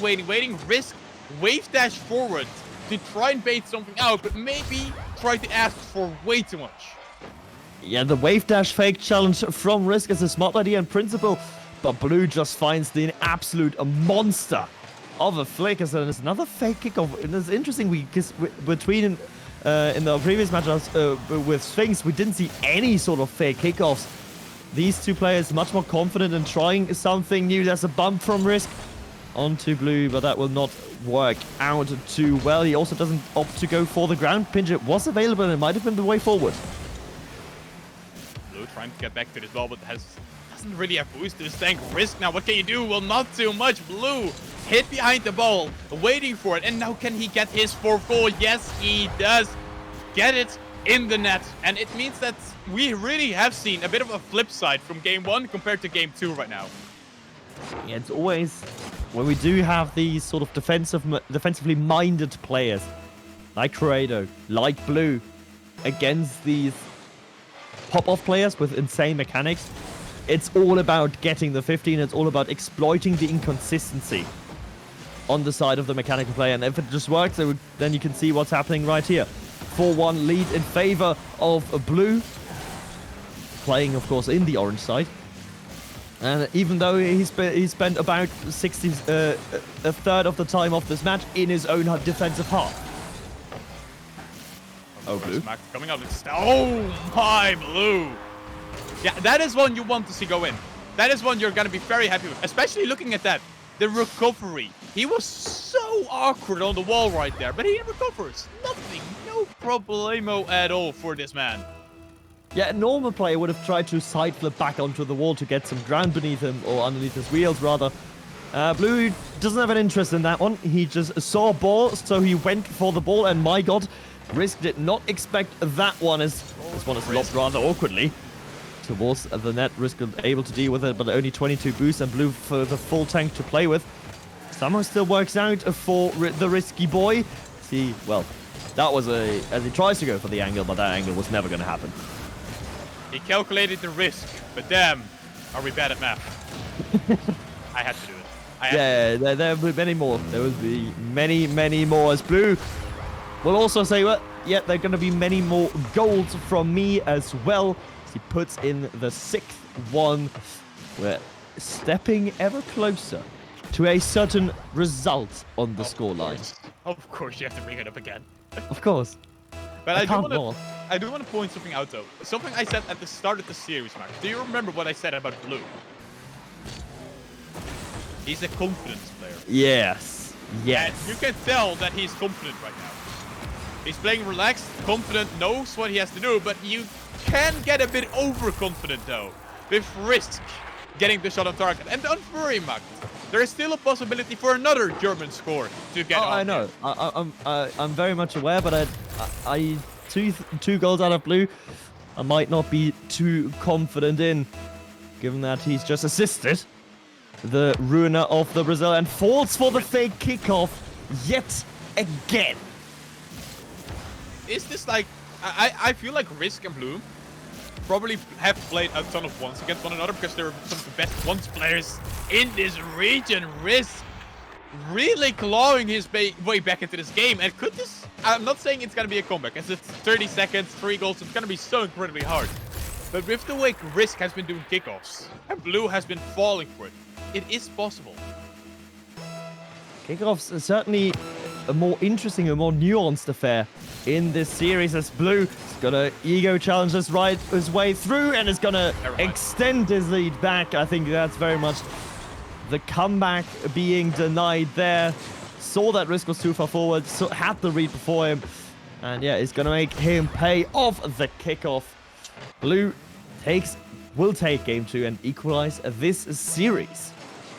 And it has, of course, people that are not familiar with once, they are like, oh, it's a 3-7. That is so much distance in between these two teams, these two players. For once, this is quite normal. But what I want to point out is that both games have had similar scorelines. That shows how close these two are to one another. And Risk just casually wall dashing the way to the ball. Okay. I mean, both players just seeing out the last seconds here, really. It's garbage time. Nothing's going to really affect the scoreline anymore. As Blue takes game number 2. As moves the series back into an equal state and into the effective best of 3. So, like we had in our earlier series with Sphinx versus Corrado, it is now very much like a fair off win this one, and you're looking very, very promising for that match point. Because let me remind people, as you could probably see in the overlay you just saw, it is indeed a best of 5, meaning that whoever wins here is going to be on match point, like Mark is saying. And that is just that one step forward, that one step closer to making it through and making it into the grand finals and making it into the money shot. Want to know who's already made it? Corrado, winning 3-1 over Hero. I was just looking at the bracket, but it hadn't updated for me.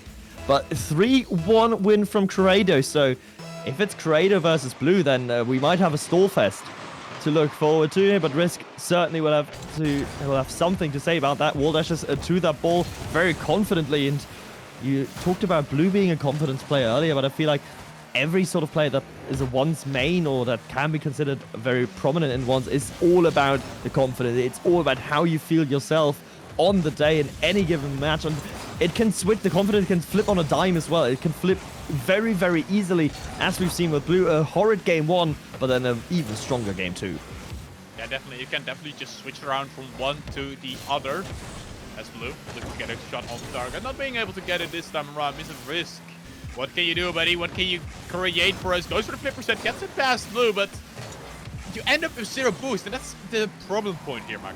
With 0 boost, you're not going to be able to do much against anyone. Not a 0 boost. I mean, if you can, if there's one game where you can do something with 0 boost, it will be ones. As for long as you have ball control, you are the threat, even on 0. But Risk showing he's a threat from any position on the pitch as he booms one from his own corner right into Blue's goal.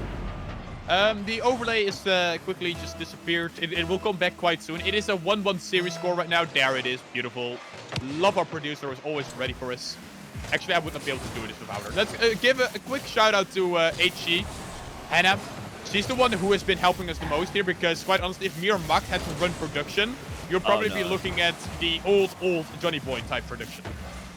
Yeah, I remember when both of us had to work together and one of us had to do production. Yeah, that was... Never again. That never again. Never again, says Blue as well. As he says he will never want to see a lead from Risk ever again, as Risk just had the beat to the ball, but then decided to not drive forwards. Magic. Magic. Moving on. 1-1 series score. 3 minutes 30 left on the clock. Risk having a good kickoff. Not getting it on target though. Meaning the Blue. What can you do this time around? And you know what? It is one of the hardest things casting this series so far. Has been saying not saying I'm Blue. Dabba dibby dabba dab. It has been so hard. I don't know how I the haven't thought of that one. I haven't thought of that one.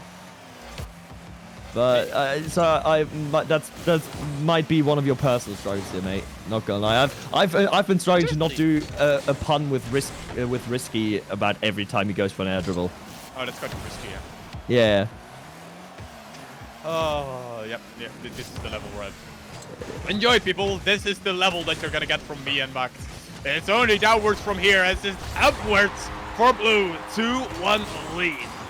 We might be losing our sanity in the casting booth, but Blue certainly is not losing his sanity on the pitch as he finds the flip over Risk, who accidentally backflips, I feel like. I think that's one for the category of Fields backflip. Man, as another fake's coming out. Risk, what can he do? Nothing. He can do absolutely squat. 3-1. Blue takes another advantage. Again with the fake kickoffs. I don't know why Risk is liking these fake kickoffs so much. He keeps on going for it, but it's just... I think Blue has just adapted to it at this moment. Risk, please. Stop. Risk, he's used to it by now, Risk. Oh my goodness, what a save though. Is he going to score from the counter? No, that's gonna bounce over, but that save, that was Ahmad-esque. Pinching it out with the underside of his own crossbar, but can he do it again? He doesn't need to, as Blue's shot is just rattling the woodwork once again. It's a very weird series dynamic. I feel like Risk is, pun intended, very happy to take risks all the time, but Blue's sort of catching on to that one, and well, he's finding successes with his dribbles as his shot again, just threatening them. Oh no! Oh, no. What? No. Clip it. No. Clip No. it. Clip No. it. No. What was that from Risk? A delayed kickoff now. Again, he likes his weird kickoffs. But This one is fine. He actually goes though. That's the important part. He actually goes for them. Yeah, but he would. I'd rather he'd like find touching the ball in defense. That's also a very important skill that he sort of missed. Risk. Not sure what he has to do right now. Blue is just standing in his way. Every time he tries to set something up, Blue is in its path, and that's a bit of the similarity that we've hinted at before with Corrado, where he just wants to be in your path. He doesn't want to be up close and personal. He's just gonna be there, non-stop in the shadows. And every time you try to do something, you can see him. He's there, waiting for you to make that mistake. And then he punishes you. And then those mistakes are coming in ever more often, ever more frequently from Risk. But he finds an air dribble bump. He finds something at long last. Risk gets himself back on the scoreboard. Will cut the lead from 3 to 2 with 1 minute to play. Even in threes, this is very comebackable, especially though in ones. This is incredibly comebackable. It 100% is. It is not over till it's over. 2 goals, 1 minute left on the clock. Risk has control. Can he get another one? This is too much control, Blue. You cannot give him that because he has the goal. And it is a 1 goal difference. And that is how quick it goes. Back within 1. Risk says, I've seen you go for low 50-50s. Let me show you that I can do that too. My dear friend Blue, as Risk is taking it back within 1. Now the kickoff goes rather neutral, but Risk has boost and ball control now. Just goes for a quick little shot. Blue able to defend it and deflect it away. He's just gonna have to hold on to his lead for another 40 seconds or so. Seconds on the clock. Blue has the control. Can he find another goal to just re-establish the 2-goal lead? And yes, he does. Finds the open net, and you may wonder, why are you guys so surprised by that? Well, if you've watched the games we have watched so far, you would be surprised too if it goes in. We've been scarred. Psychologically, physically, by the amount of open net whiffs that we had to endure. As Blue, it's just gonna get red, so his advantage was for nothing. It led about 2 seconds, and now we're back within 1. Makes sense. Very nice. Very nice. Of course, it's once this stuff happens. It always happens. Are we gonna see another, just more of Risk's kickoff? Yep, we are gonna see more kickoff shenanigans from Risk. Once again. And Blue is just used to it by now. He could have just wasted time, quite honestly, because he's already in the lead. But decides to better against it, wants to get another goal for himself, just to secure this game.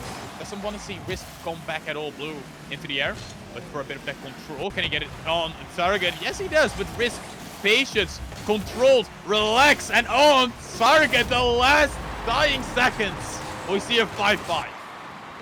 5-5 because Blue wanted it too much, went too risky. Tried to get the demo instead of playing the clock. Game management is at the utmost importance here. If you have a lead late in ones, but doesn't matter in the end. Blue gets a fantastic kickoff win. Risk gets back to it, but will now be struggling for boost. Got the small pads though. Has 50 in his tank already. Very conveniently, he just wants to kill the ball, but Blue does not allow it. Blue now will allow the ball to be killed. 5-5, overtime in game 3. Our very first overtime. And it's over. Oh my god. It is not over. It may be here though, but the boost in Risk's tank, is it enough? Yes, it is. He gets the save and survives for a bit longer, but Blue now with the boost, with the control, but decides to go for an air dribble. Probably should have gone for a flip reset, because now Risk all the way to the other end, finishes it off, and gets himself back on top. What a comeback from Risk. 1-4 down to 6-5 up. That, ladies and gentlemen, that is ones for you. It's not over until the fat lady sings. It is not over at all, Macht. Why? Because it's a best of 5.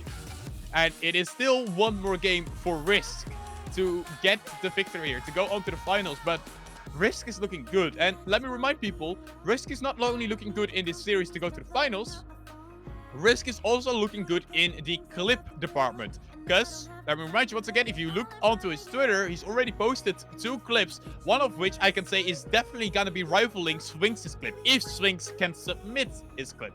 That is the important part. I am lazy. You need to submit your clip. We will not do any of the legwork for you. Definitely not. I'm way too lazy.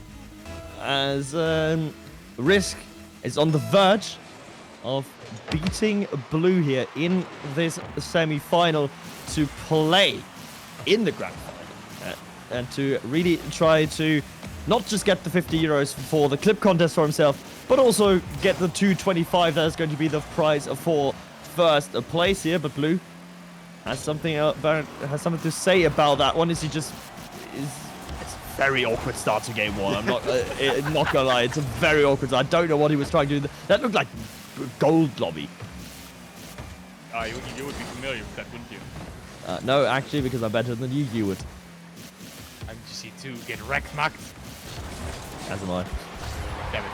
But Blue does find the net eventually. After all that awkwardness at the start, he does eventually find his goal. Just fading it out, forcing Risk to, well, pretty much guess where it's gonna go, and he guessed wrong.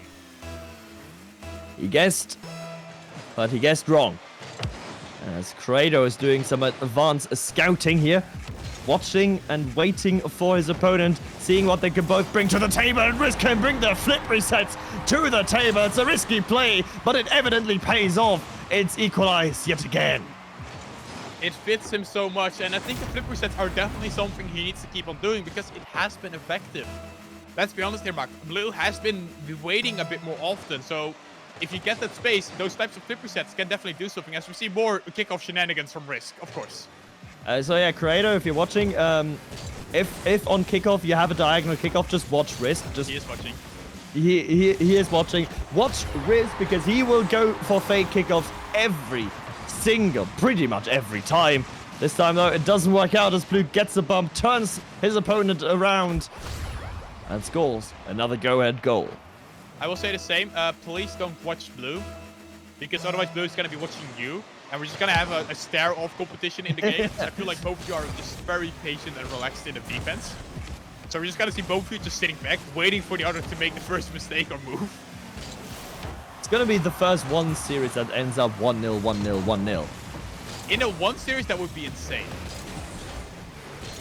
It would be the first, as Blue is certainly trying to get his way into that grand final by way of yet another counter attack. We might have seen the mechanical brilliance of Risk, but Blue just shows consistency is key.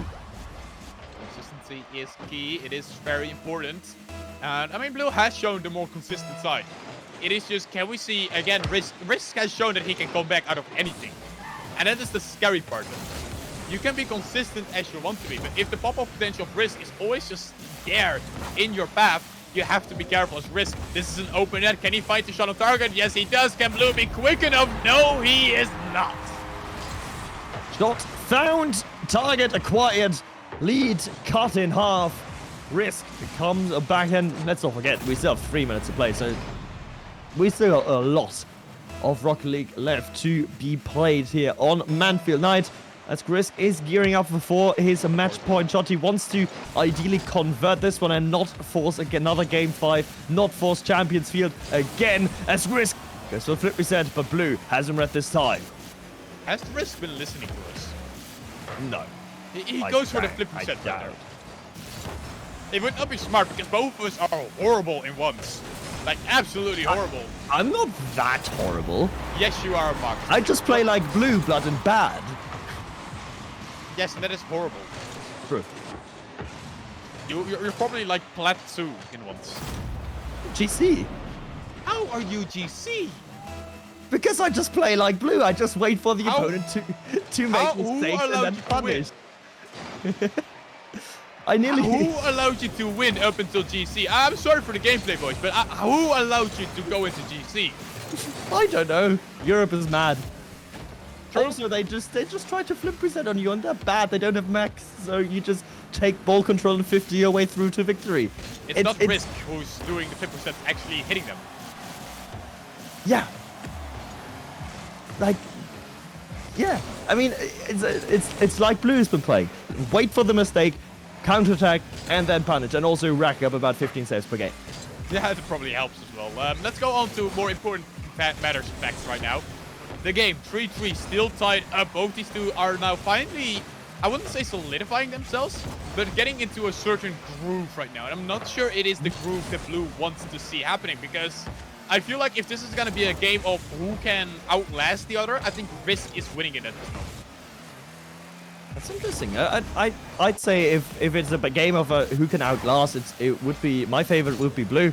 as he's shown to be the more consistent of the two. This is my problem point. He's always in defense. He's always having to be forced to get those saves. And that means that, well, yes, this Risk will have to make these types of saves. He doesn't have to make them that often, but he has to be careful of Blue, trying to go low. Good save by Risk, putting it to the side. Putting it to the side, putting it into the corner, and then thinking better of 15 the ball in there, because we all know that ball ricochets into your own net every single time.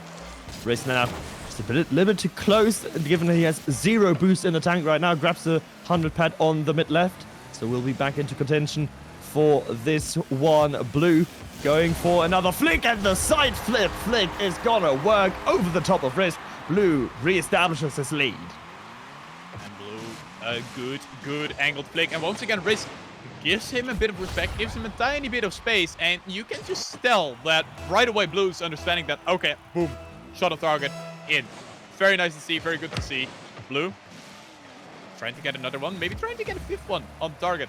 But I will say, if it does end up being Blue against Corrado in the finals, I think it genuinely will be one of the lowest scoring 1v1s ever. It's certainly what it's looking like to be on the horizon, but again, it's Risk on match point, and Risk is behind where he can make another comeback happen. Puts it against the backboard though. Is Blue Risk to come back and just puts it awkwardly, tries to stay in control, gets the boost steal as well. Blue still though has 31 boost, and that bump is very well executed. However, unfortunately, the ball touch comes with it. So Blue actually gets it out of his own half and will score with the immediate counter attack. Macht, I think I'm gonna have to say sorry, buddy, but your hangover is gonna have to struggle for a bit longer, because this is going to game 5. Yeah, I've seen that one coming. To K's surprise, to the surprise of absolutely no one, we are most likely going to game numero 5. I forgot what 5 was in Spanish. That's the state where I'm at. Currently, I forget what 5 is in Spanish, but Blue certainly does not forget how to score goals. Going to be throwing it the tiniest amount of BM. We're just letting that roll in. Dos, tres, cuatro. Cinque. No, that's Italian. What is 5 in Spanish? How did I forget? I'm not even hungover. What is 5 in Spanish?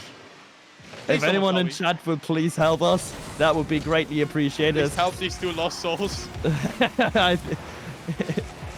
5. What's 5 in Spanish? It's 5 in Spanish. Yeah. Thank you very much for that one, Hannah. As we will go to Champions Field for game number 5. Chico. For the second time in a row. Yeah, it just... We're stuck here. We're generally just stuck here. We're not gonna leave. We're just gonna get... The finals is also gonna go game 5. It's gonna be even better. Just more and more game 5. More As a game tournament 5. organizer, I'm incredibly happy. Macht, on the other end, with his hangover, is probably a bit sad. As the caster, I'm also happy. I don't mind. I'm feeling good. I'm not sick or whatever. I'm not too bad myself. The problem is I haven't eaten today, and I'd like to have food at some point. But that's gonna have to wait as we go into a game 5 here. Both players are showing some sportsmanship in the chat, saying good luck, goat to each other. So let's see who will be climbing the mountain, so to speak. As Risk already fakes the kickoff to begin and set the tone in game 5. Well, the tone has been set. Blue punishing Risk for going a bit too far forward and getting the open net. Big booming clear. Big booming clear. Open net scored as well by Blue, and we've talked about it. Blue being a sort of very confidence player, like more so than others, and that goal, the fact that he read the fake kickoff and the fact that he scored that long distance goal, will gonna be do favors to him, but Risk will smash that confidence down as quickly as he can. With another goal for him in the Blue side. Risky challenge there from Blue out of the orange side. I hope Corrado isn't too tired just yet, because he's been waiting for quite a while now. Sorry, Corrado. It's just been that every game has to go to game 5. I had to stop myself right there. As Risk doesn't stop himself at all. You hit the brakes just before saying a naughty, naughty word. Risk hit the brakes as well on the kickoff and scored a not so naughty, naughty goal. It is a naughty, naughty strategy, though. That is true. That is true. But that's the thing, though. He's been changing it the entire time through. He first was going just to his own boost.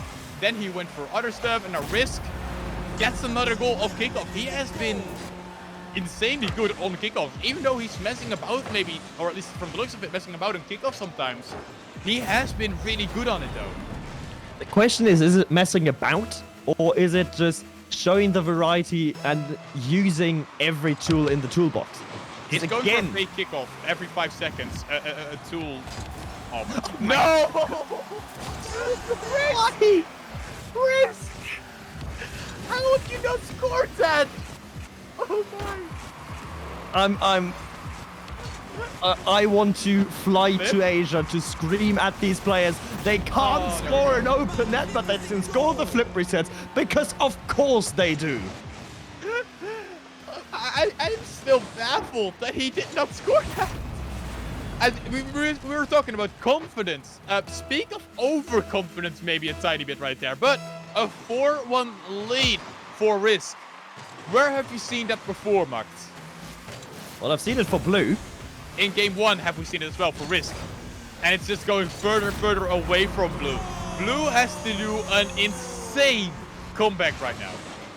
The good thing is for Blue, he does have time on his side. He's still have 4 minutes, give or take, to come back and to make something work. But right now, and with the way that Risk has been switching up his kickoff, with the way that Risk has constantly let Blue guess of what to do on each kickoff, it's gonna be very interesting to see if Blue can find a sneaky kickoff goal or two. As there's the miss coming out from Risk. He's not gonna get back to that one. There's the first for Blue.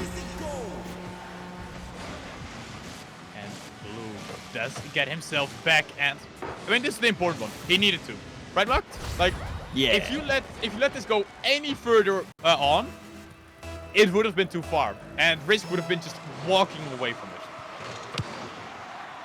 Yeah, that's any sixth goal here for Risk is gonna be very detrimental, more so than any third goal for Blue could ever be. As Blue is the one currently chasing, but chasing the ball is Risk into the opponent's corner, no less. Coming into it, 50-50. It's very evidently won out by Blue. Risk, does he have the boost to come back? But his rotation is slightly too wide. And with that, he is going to receive another goal at the hands of Blue, who say, keep focused. Focus. Focus. Focus. Unfortunately, can't quote what Risk has been putting in the in-game chat because Spooks told me I can't swear. Yes, I have to make sure that he isn't swearing. Because we all know that Macht does like his swears every so often, and he needs to be a clean boy for this cast.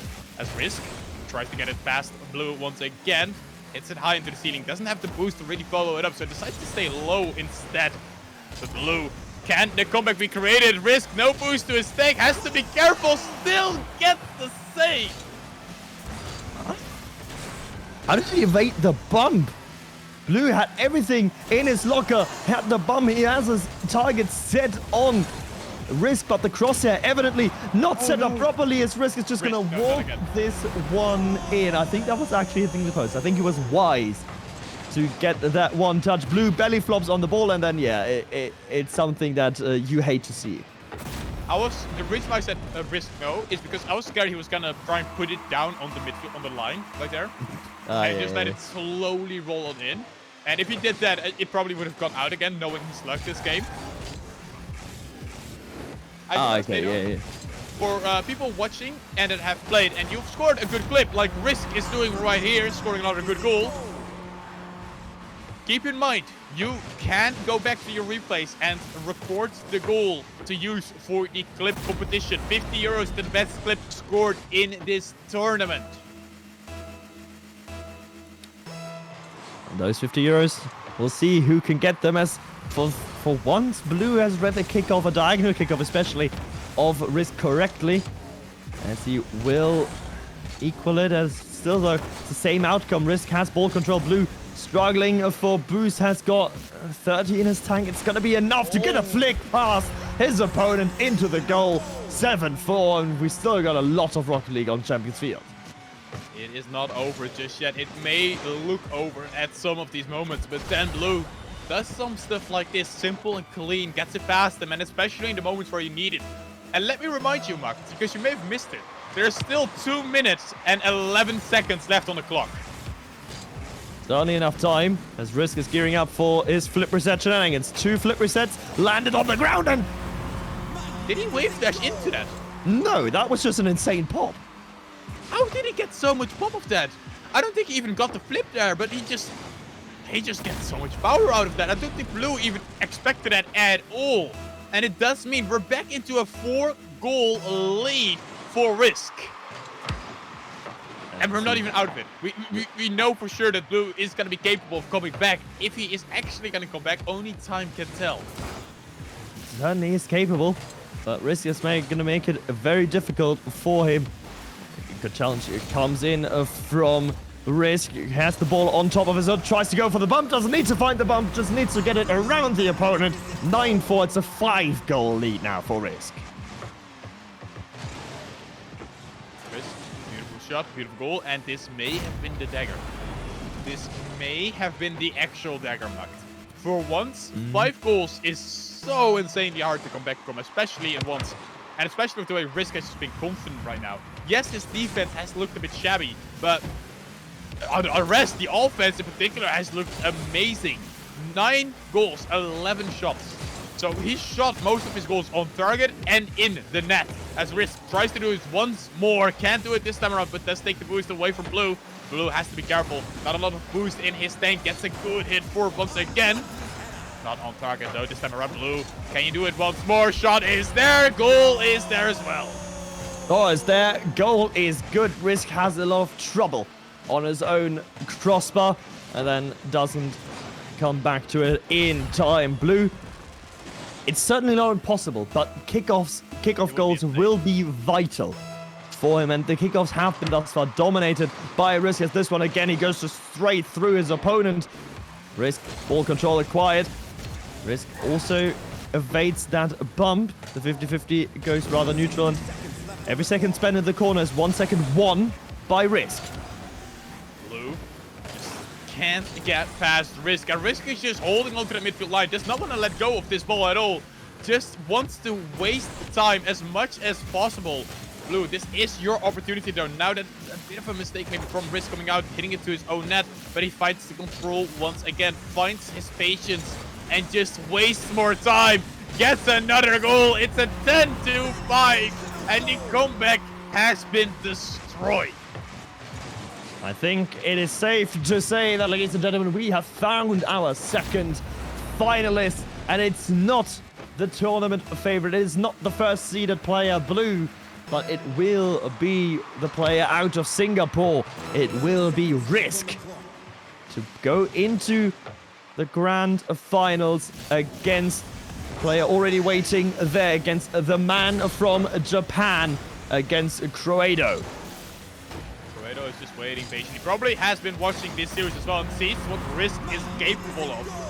I think luckily enough for Risk, he's going to be playing against a very similar player as to what we see from Blue. And he seems quite confident now. He had to refigure out how to play against Blue. But once he did that, especially this game, he's just the one in control the entire time. He has certainly been controlling the affair in this 5th game when the pressure was at its highest, and you would normally bank on the veteran to have it on lock. It is well, not necessarily newcomer, but the newcomer to win on a Champions Field. It's 1 more goal for Blue. It doesn't matter. 11-6. An utter destruction of Blue by Risk. And what a great series from him. What a great way to show off what you're capable of. Show a bit to the people like, hey, look at me. I am here. I'm here to stay. GG's from Risk. And I love this from Blue. Love this from Blue. Blue is, I better see a mic next time I see you. Risk, for people who don't know, can't talk in games or in series. That's why he's been struggling in RLCS. sadly enough can't do much with that side. But in once, he doesn't need a mic to talk to his teammates. He is showing what he's capable of doing. What? Why can't he talk? Parents. Huh. Not everyone has nice parents for that. Huh. Interesting. Not everyone has that look, Macht. Not everyone can scream on top of their lungs like we can. I mean, my neighbors aren't great fans. Not gonna No, lie. it doesn't matter. No one cares. Yeah, they do. But yeah, no, yeah, like, it's unfortunate that Riz can't play in RSCS because of that limitation, but, you know, maybe he can make it work. Maybe he can tell his parents, like, I can actually make money with this, because he's got the potential. Yeah, like, definitely. very evidently. He's got the potential. Now, though, he's got another player in his way. It is the grand finals. After this one, it's going to be Risk versus Croado. Not the two players we necessarily expected in the grand finals, but that's why you have once tourneys. Everything can happen, and you look forward to the upsets. We look forward to the upsets, and we look forward to this break. See you soon.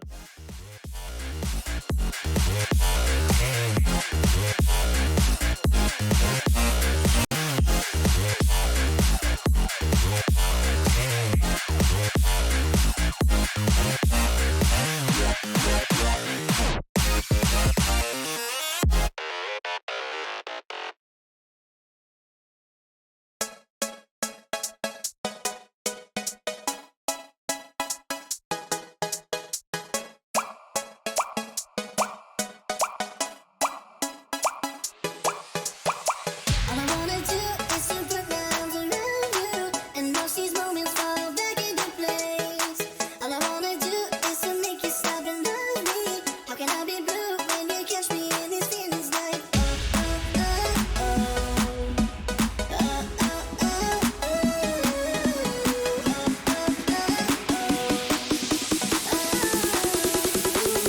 okay. I love you, I do need you, I do love.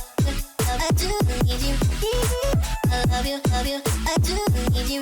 Oh, I love you, I do need you. Oh, I love you, I do need you, I do love you, I do need you. I love you, I do need you. Oh, I love you, I do need you.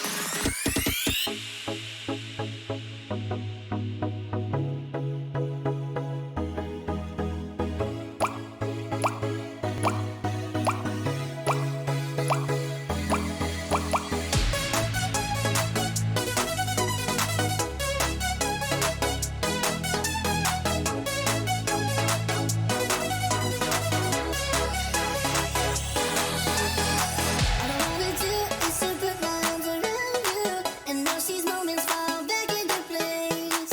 All I wanna do is to make you stop and love me. How can I be blue when you catch me in these feelings like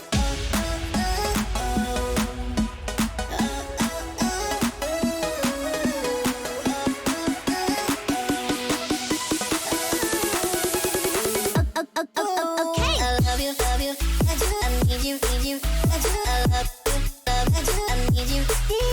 I love you, I do, I need you. Oh, I love you, I do, need you. Oh, I love you, I do, need you, I do, I love you, I do, need you. I love you, I do, need you. Oh, I love you, I do, need you.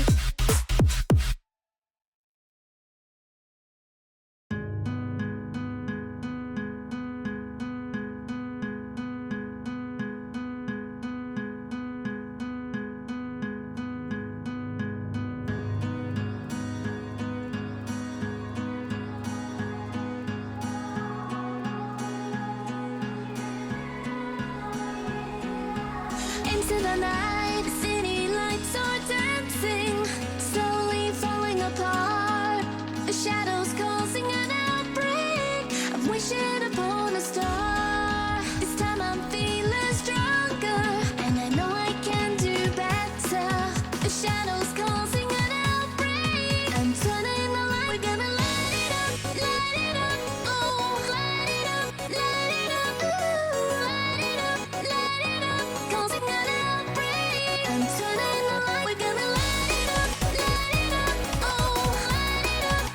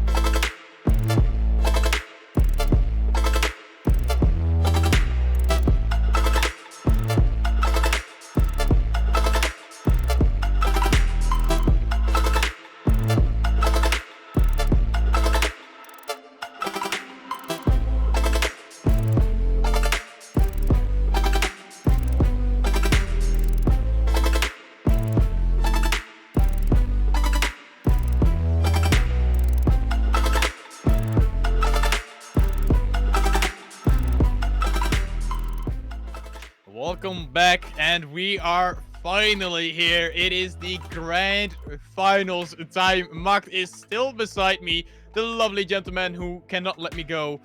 And, well, we're gonna see who we have to let go after this game. Who's gonna take it all? Macht, I want to hear some predictions. Well, here's some predictions.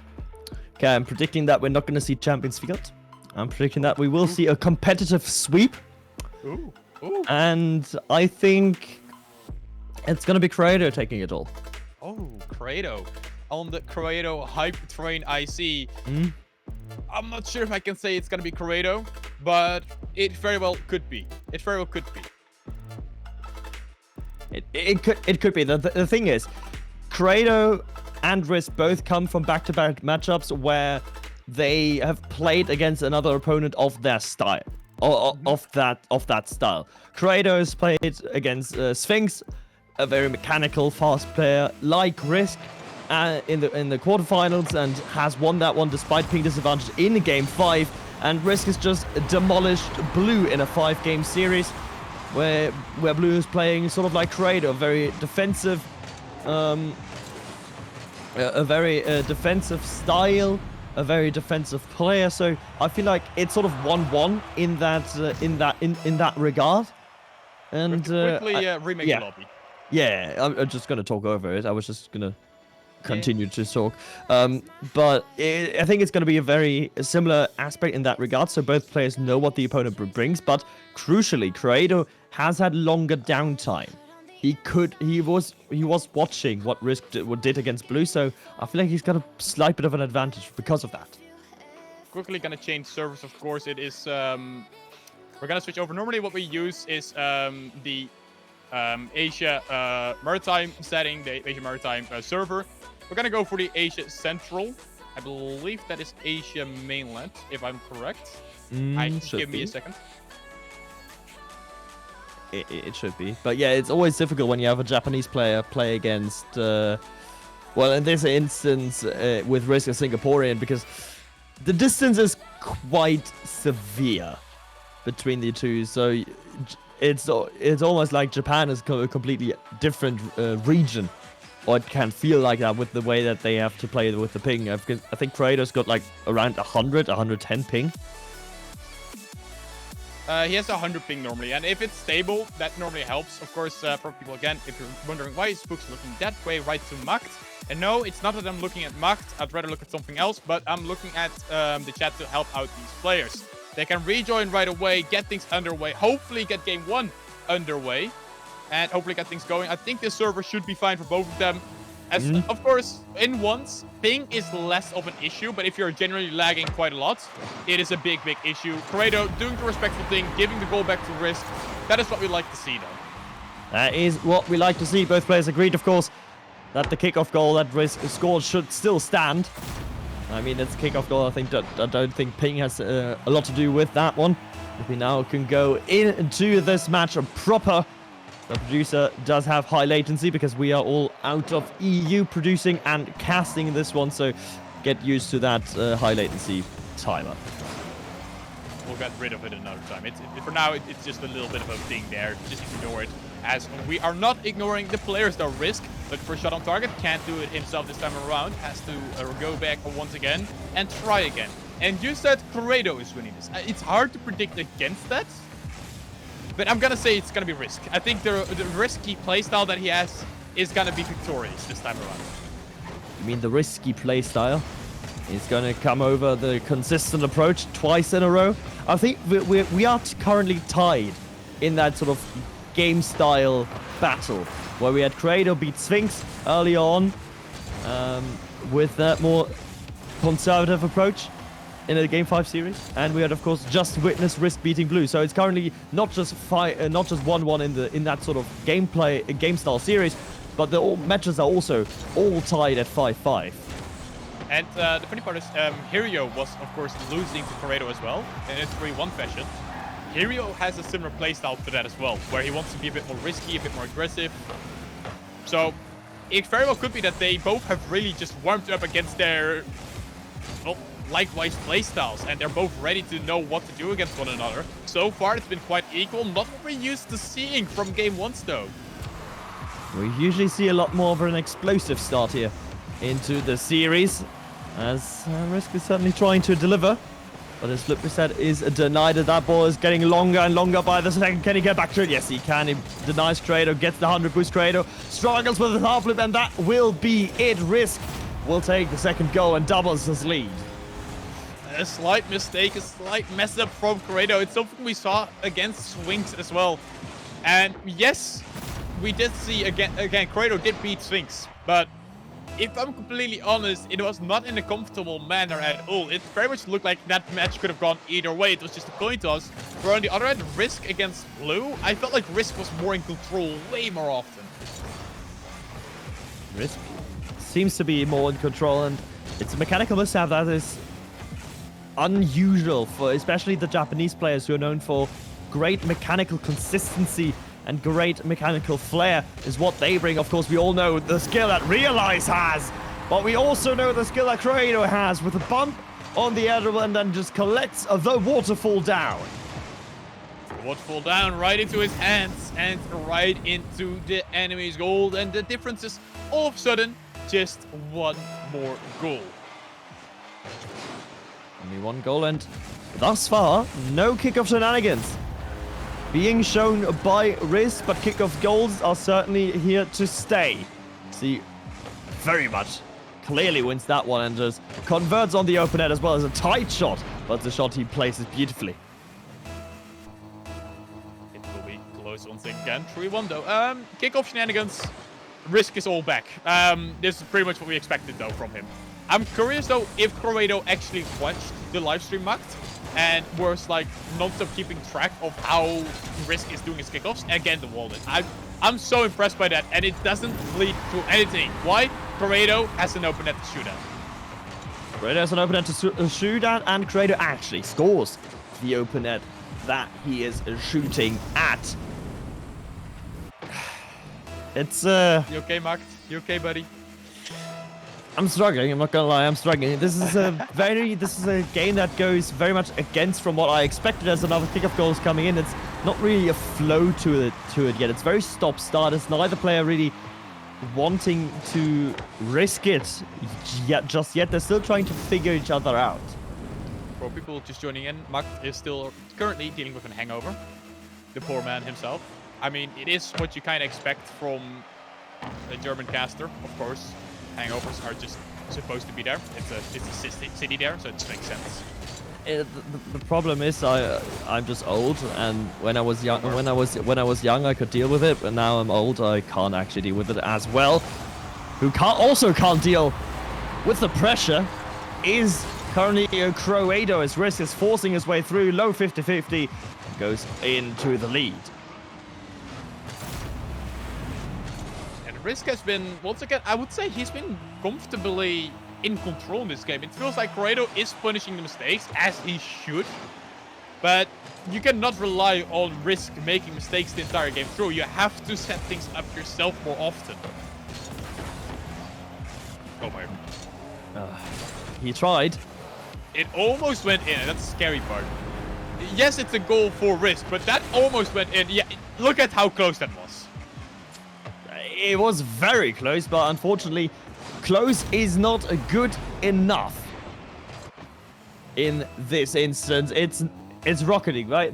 It's a game that's very much played in the indicative and not in the what could have been, in the realms of what could have been.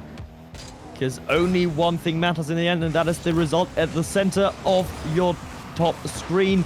That is the result only there on the scoreline, and that's currently being led by Riz, who puts in a 6th goal. 3 goals lead for the Singaporean.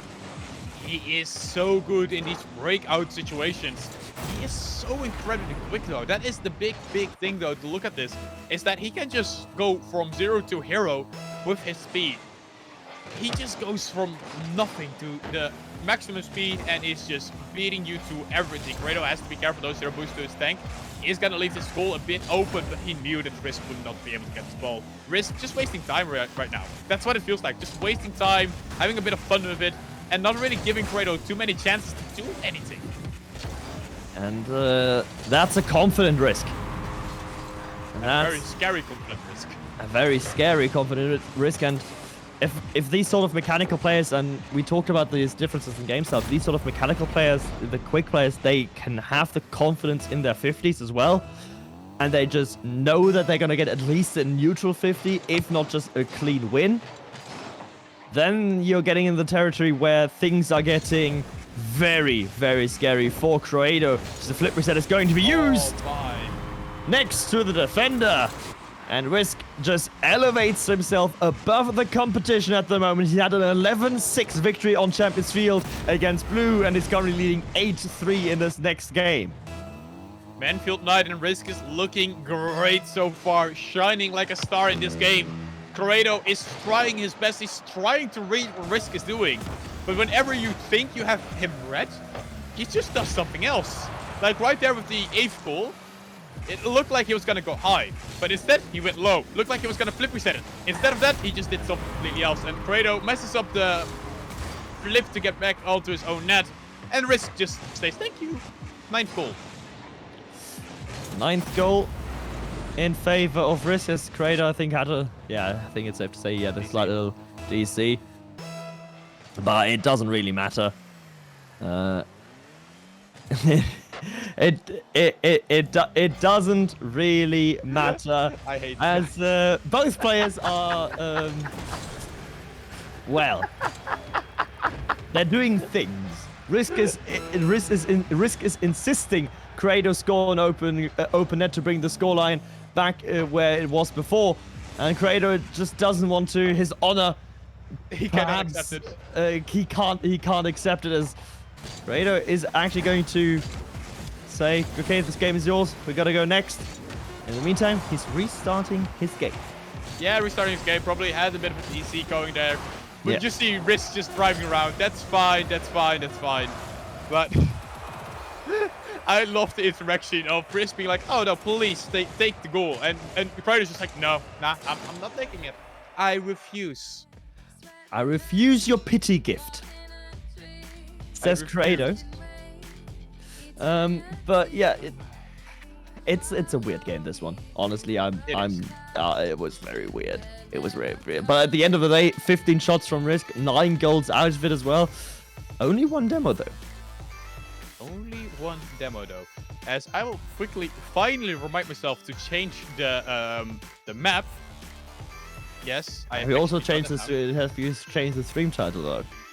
I have not changed the stream title. Thank you very much for helping me out. No worries, mate. Got you covered. I would do it myself, but I can't. You're a mod. Yeah, but I still can't. The command doesn't work. Lazy booger. It says you. Yes, Really? That's how you know it's horrible. Well, luckily, neither of our players are being lazy, especially not Risk, Definitely not.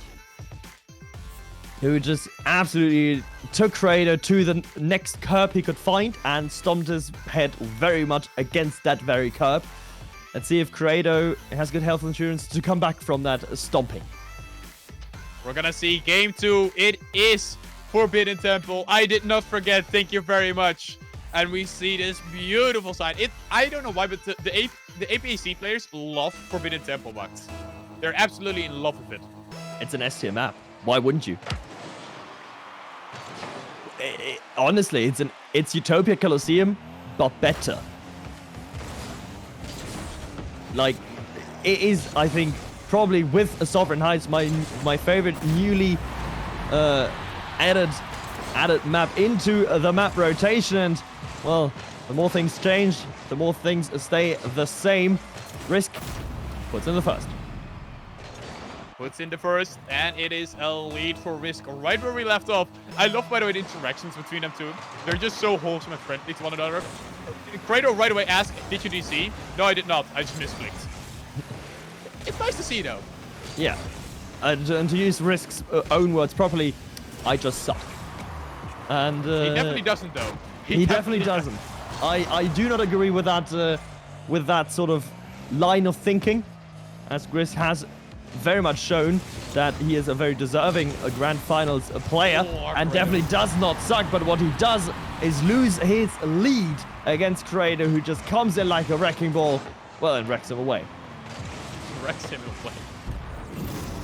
There are so many jokes to be made, but I will not make them. What I will say, though, is Creator finally gets a goal, and he made it himself. He didn't rely on a mistake out of Risk. He just actually fully made that himself. Fully forced it through, got it going. Maybe he can get another one going through. The fake from Creator. Naughty, nasty fake from Creator. You could see the little weaves, and from Risk's POV, he could see them too. So he was second guessing. Is the fake gonna go? Is he gonna last second go to the right? He did indeed go for the fake. Well, Risk, nothing you can do once you've committed yourself to one of the two options. Creator taking that first goal that he received and dealing back the damage. Risk now has a dribble of his own, wants to fake his way through as well, but will not be successful. Creator couldn't adapt quick enough this time around. Risk drops it on down, drops it on in, gets another goal to himself. Another goal in favor of Risk against Creator. Equalizer yet again, and it's just a low boost play that works out. It's a good 50-50 in the offense that just, works out for Risk. be careful though. And the thing that we saw against Sphinx, and probably has happened against Stereo as well, is that Corrado is insanely good at adapting. He changes his style, goes for a demo, and gets another goal to his name. And that is the scary part of this player. He can change mid-series, mid-game even, to adapt to you and change how he wants to play. Oh, you're doing this very much? Oh, I'll change that. And what I'm going to assume is we're probably not going to see as many fake kickoffs coming out from Risk, because he knows it doesn't work. Well, we thought that about the fake kickoffs against Blue as well, but those sort of work still. Yeah, but that's Blue. This Corrado. Yeah, okay. I can see that as Risk. Now being forced on the defense. Great recovery though, comes back to it, has ball control, but no boost to speak of, and will actually be demoed, and doesn't even get the boost steal. So full on damage inflicted by Creator. He gets a bit of a turbo pulsar flick, but can't recover to bump his teammate, his opponent away. Risk looking for a bump himself, can't do it. Maybe get another flick on target, right behind Corrado. Creator still with the save, it's not safe just yet. Hit through the side by Corrado. And let me remind people, this is right now some of the better players that we have once in APAC. This is not all. Right now, if you've watched Twitter, OSM is tearing it up in America right now in once. Yeah, but that's also because OSM is currently away to boot camp for Lan Diego. Yes, but he is tearing it up. We're missing some of the best once players, and we're having this level of skill right now. Coming out of Risk, showing exactly why he deserves to be named together with the greats of APAC in the 1 seed. It's a pretty good fake. Pretty good fake. Stays close behind the ball as well for the 50-50 and just...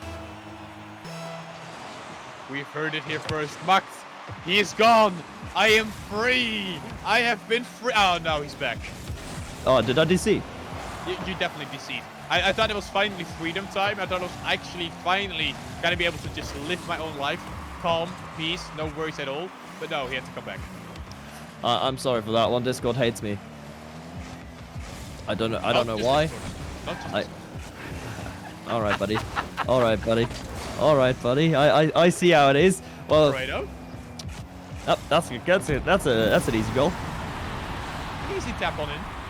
Yeah, fair. Risk maybe being a bit too aggressive, I'm not gonna make the joke, but too aggressive in Kratos' face, and Kratos just said, thank you, easy goal, on in, but it's still so much time left. Yeah, a lot of time left, and still only 1 goal the difference, right? So very much gonna be interesting to see if Risk can find another goal. All of his goals are incredibly hard worked as well. He had to really force his way through Kratos every single time, whereas Kratos, I feel like, had the better or the more easier times when trying to score a goal. This time though, the touch is not necessarily going in his favor, and the 50-50 lost as well. Has the boosters. Risk is very frantically looking for the small pets. He can't keep it out with the side flip. Grado doubles his lead. And as Macht said, he does not want a game 5. Macht, I don't think the players agree with you. I think they want another game 5. I don't think we've had enough. We could go to game 5, but And this Risk is could why- also come back. This is why I did not do a double elim bracket. Oh yeah, thank This you. exact reason. Yeah, thank you for that one. Could you have imagined if we would not even have been at the stage yet. We would still have had an entire lower bracket to run its course. We would have been sitting here for so late, and especially the players as well, just sitting here until midnight, especially someone like Corrado, who's in the latest of times for the Asian scene. Yeah, I'm not down to do that. Not on a Sunday. Nah, not on the Sunday when people have to work tomorrow, School. or school or stuff.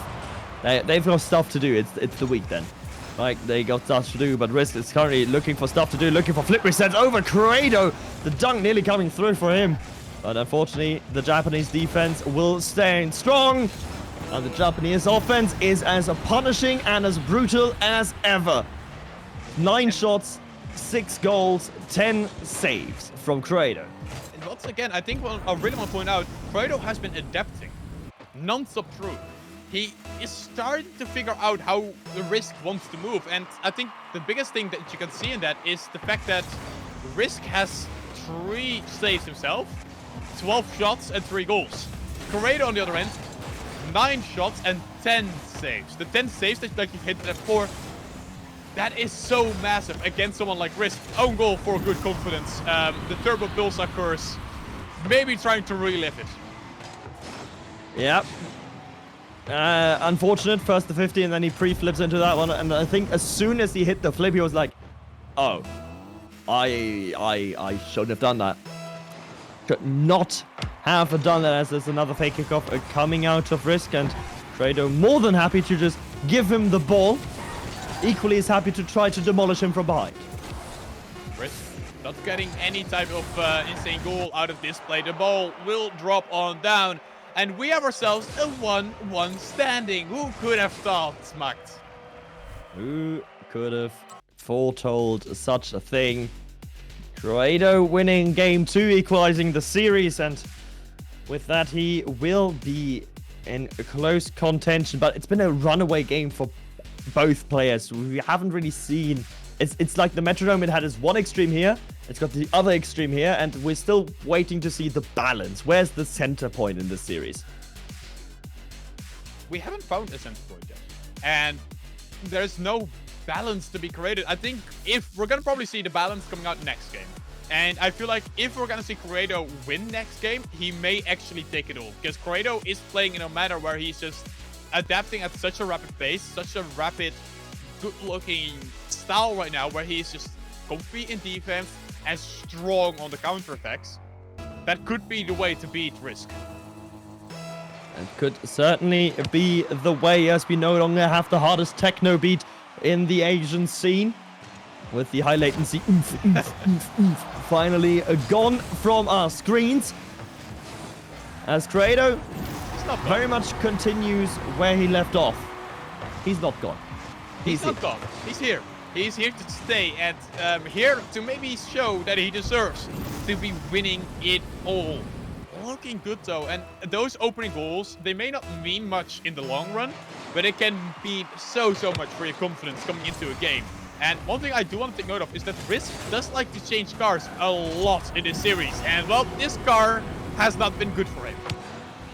Well, he didn't necessarily switch car, just design as made presets exist. I still don't get why people don't have just 20 presets. They are all aptly named for certain situations, so you don't need to leave lobbies.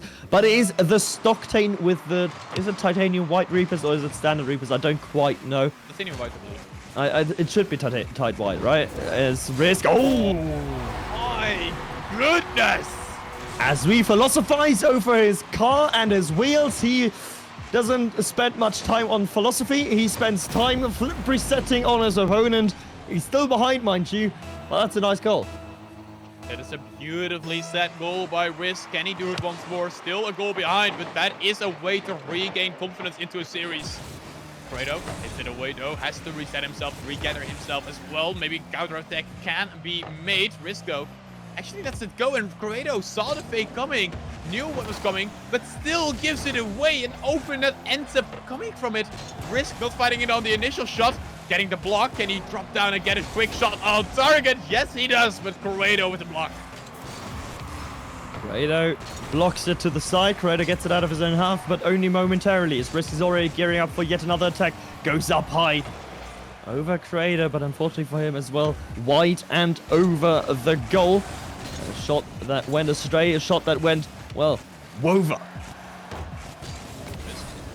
Set himself up with a quick play, looking for the bump, does connect, and Corrado cannot get back quick enough. And Risk, noticing the time, seeing how much time and space he has, drops straight on down and gets the bump on Corrado.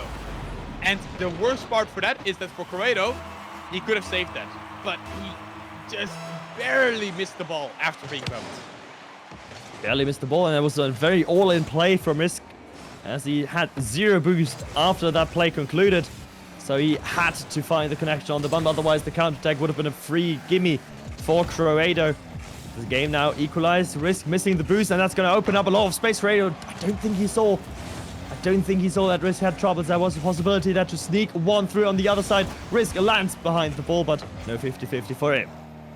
actually a smart decision to wave dash away from that play, regather boost, regather yourself, and force Corrado into just giving away possession a tiny bit. But right now, Corrado winning the 50 game and winning this game as well. 3-2.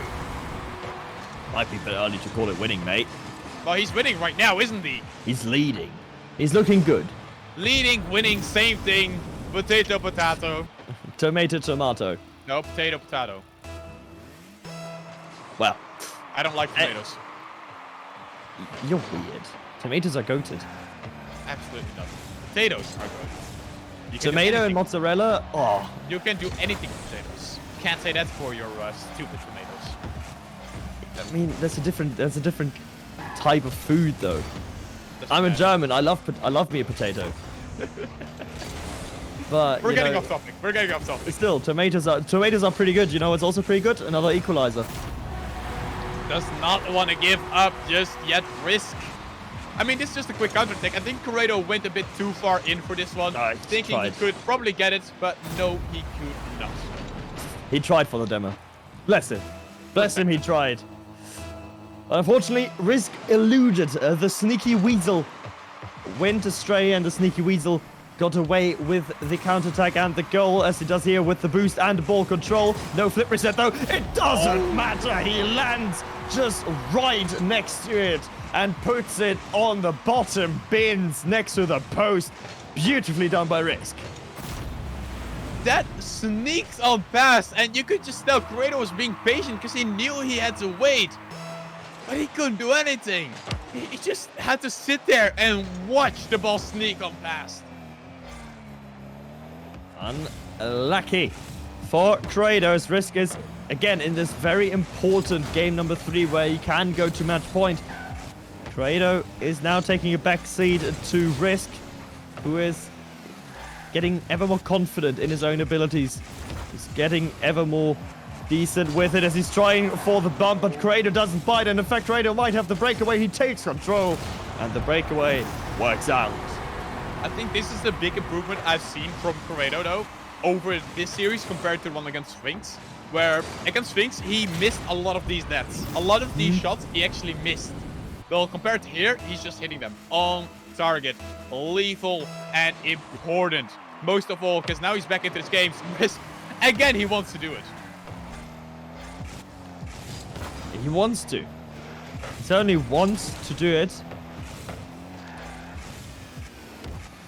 But it's always so difficult to tell with these open net shots because sometimes you just don't have the luck on your side. The open net is the final boss when it comes to scoring. And it's a very hard boss, as I think all of us that play Rocket League are very much aware of that. Bounce dribble coming out from Corrado. The ball drops on in wrist. This is painful. And another own goal, but this one is way more painful than the other one. That one hurts. Nothing he can do about it. Exactly. It's like you go up for it and the ball hits the crossbar, it ricochets into you perfectly. That one can, if your mental isn't strong enough or if you're already on a bit of a mental decline, that one can be the tilter to put it over the edge, but I don't think Risk will be tilted by it as he again bumps Corrado away on the ground. Make way for the Singaporean. Make way for Risk. Using the flippers. He Goomba stomped him.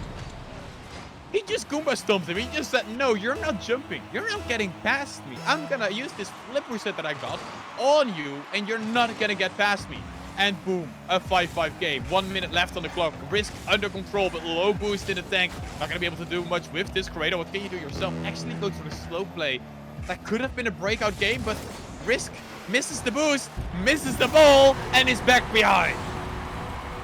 Boost missed and ball missed is a combination that rarely ends up going well, as Corrado has a rather easy flick over the top of his opponent and claws back the lead of this so important third game. Risk with another delayed kickoff works out beautifully for him. Has got control, does have the shot as well, but Corrado recovers in time, and Corrado gets away with the counterattack as well to double his lead. And we've seen how hard it is for Risk to even get back into this game, leave alone having to do it with 2 goals behind now. It is definitely possible, and if it's anyone, it's gonna be Risk on kickoffs, but 44 seconds, 2 goals, and the defense we've seen so far from Corrado, because to help you guys, Corrado has 7 goals. Corrado also has 7 saves. Every shot that Risk has not put on in the net has been saved, but this one could not be saved. Unsayable, this one. But yeah, it's the defensive once approach. Farm about 15 saves or 10 saves per game, and then just make sure you're as clinical as possible, because that is also oftentimes the neck breaker for that sort of strategy is the fact that you can't put in the open net, the fact that you can't put in the counterattacks, as Risk is being baited in by the big boost. Kratos on 0, but he says, okay, you going for boost? Cool, I'll just score. Easy dubs, you would probably say. 2-goal lead re-established. And Risk, 31 seconds now. You're just making it harder and harder on yourself. Yes, you're still capable. Corrado trying to go for a delayed kickoff, but now 0 boost, back in goal. It's gonna be very tough. Did find a small pad, and it led to him getting the save and maybe getting this game win. Now Corrado gets the ball once more, just needs to waste time. Has the boost in his tank as well. Risk going on high, looking for the 50%. Does he have it? Does he have it? No, he does not, but he has a shot on target, saved by Corrado. And that is game 3 in favor of Corrado. He puts in one more in garbage time. Game 3 won by Corrado. And I think before this series, before this game, I said we haven't really seen the balance yet. We have seen 2 runaway wins. This game certainly was that balancing factor. Both players enabling their own playstyle, but in the end, it is the defensive approach from Corrado that wins out. We're gonna go head over to one of my favorite maps, personally. I know not every one of the players is probably gonna like it, but Neo Tokyo. Macht, how do you feel about Neo Tokyo? As I'm not an avid anime enjoyer, my thoughts on this map is always the same. It's the player with the biggest weeb bonus wins that one, and I mean, given it's sort of home field advantage here for Corrado, right? He's Japanese. And it is Neo Tokyo. It is Neo Tokyo, home field advantage. If the crowd isn't going mental for whenever he scores, I don't know what it is. Also, our producer has pulled a... I don't... We have hold on it. We've hold on it. It's fine. No one saw it. No one saw it. No one saw it. Our producer pulled a James bot, and actually joined the teams, and I think then just left the lobby completely. So we're just gonna have to radio narrate this first seconds of the match, where after the kickoff nothing really has happened. Corrado now in his own corner, taking the back 100. Risk challenging instantly, trying to put it over the Japanese defender. Corrado again did well to avoid damage. And here we have ourselves the beautiful map finally showing itself. And, well, the weeb advantage, I don't think neither of these two really have that going for themselves, but hey, we'll see who has an advantage. Of course, if Corrado does win here, he is gonna be winning this entire tournament, as it is a best of 5. As you can see nicely from beautiful graphics above. Corrado looking to open up himself, gets the first goal to his name in this game 4. First goal, lock and loaded. Risk trying to just sneak a challenge in there, but he was outplayed by Corrado. And let's not forget, whether they're being paid in Singaporean dollars or in Japanese yen, 225 euros for first place, 165 euros for second currently. So it is quite a bit of money to play for. Quite a bit of money to play for, but of course it's also the bragging rights which Risk really wants to his name right now. Getting a goal, pump. I did not even see him flying that far away. Look at him, he just goes boom, gone. Boom, gone away, move. Again, Risk on the kickoffs. Yeah. This man, he just wants those kickoffs, and it's working this time around. 2-1 lead for Risk, getting himself back in the lead. And it is so important because if he loses here, he's out, of course. It's done, dusted. But if you win, you are going to another Champions Field. If he lost, it would only be 165 euros, or in Singaporean dollars, that would be 238 Singapore dollars. As for Creator, I think, well, he will much rather finish this one now in game 4 and finish it here. He does get another equalizer. I love this so much for Creator. He is so patient and relaxed right there. Of course, Risk knows he has to do something against this, but Creator instead just is like, no, I'm going to be patient, I'm going to be relaxed, we're just going to wait it out and eventually get this ball on target. And that's the way he's been playing this entire time. Patient, relaxed, and good to go. But this one, a bit too far away, maybe a bit too chasey, a bit too aggressive, and Risk gets himself back in the lead. Risk gets himself back in the lead. Finds the challenge that goes astray and finds the open net to go alongside it. He's currently has a lead. But for how long? Kickoffs have been favoring Risk, and it will favor him again here with another opportunity. Musty flick, but the flick is not clean. We could all tell right away. The second the ball went into the ice, you could see him just going, like, yeah, musty flick time.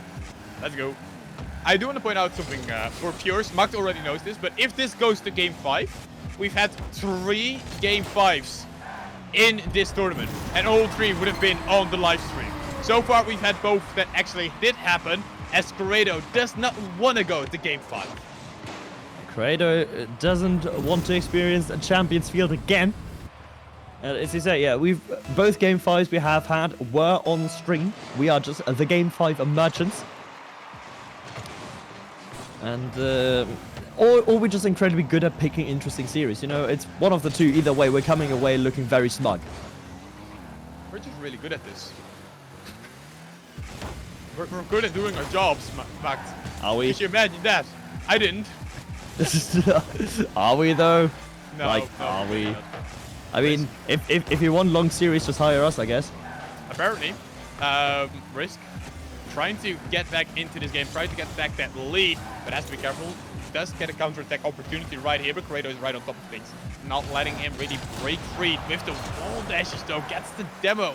That's how important those mechanics can be for you. Because if he didn't have the wall dash, he would not have gotten the demo. Because he didn't have the boost. But Credo still getting the save right there, getting the block. Can he get a quick counter-attack for himself? No Risk, saw it coming, knew where to block. Neither one of them getting the final shot. Either getting the final shot, as Credo is trying to sneak one past Risk. It's not going to be successful. Risk up high, going for the bump now, and Gas get the bump as well. Risk, for the 3rd time in game 4 on Neo Tokyo, takes the lead. And of course it has to be with a bump play. The air dribble into the bump. We've actually not seen that many of them, Macht. I think we've seen plenty. We saw a lot in the first series we had today, Credo against Sphinx, but after that we haven't seen them all that much. Normally you see them so much because, well, they're so effective in ones. They are very effective, but they're also very high-risk plays. True. So, I'm not expecting them to be seen too much as Risk. It's great 50-50 for the first time. Is going to have a 2-goal lead going his way with only a minute 20 left to play. It's looking rather nice for the Singaporean. Look at the banner. Does that remind you of something? Is that the Neo Tokyo banner? That looks like Neo Tokyo. So actually, Risk's actually in his home place and he knows what to do. Credo is trying to finish that off right now though, but not being able to get a goal from the fake kickoff that Risk tried to do once more. Risk looking for the 50. And we're probably going to see, again, the thing that we've seen before in this series and in other series. The time waste management from Risk. Just wasting time. Make sure that as much time as possible just gets passed. Taking the ball all the way back into his own half. Making sure that Credo has no boost to his name. It's an old adage in football. If you have the ball, the opponent can't score.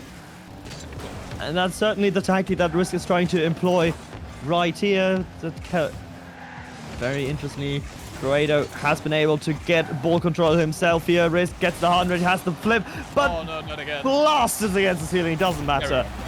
The crossbar balance is very kind to him. Just plonks it right in front of his hood, and yeah, he will not miss this one twice. Missed it once, not a second time, and I would almost say that's the GG's for game number 4, and we're going to game 5, Max.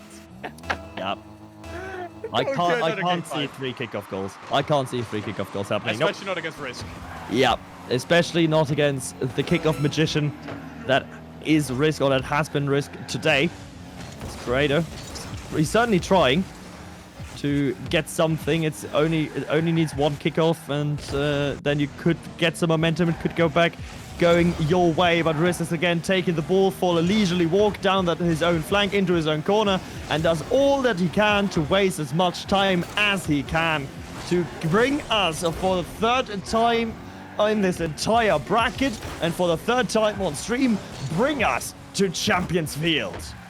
The Champions Field will go, and it's, of course, we have to end it this way.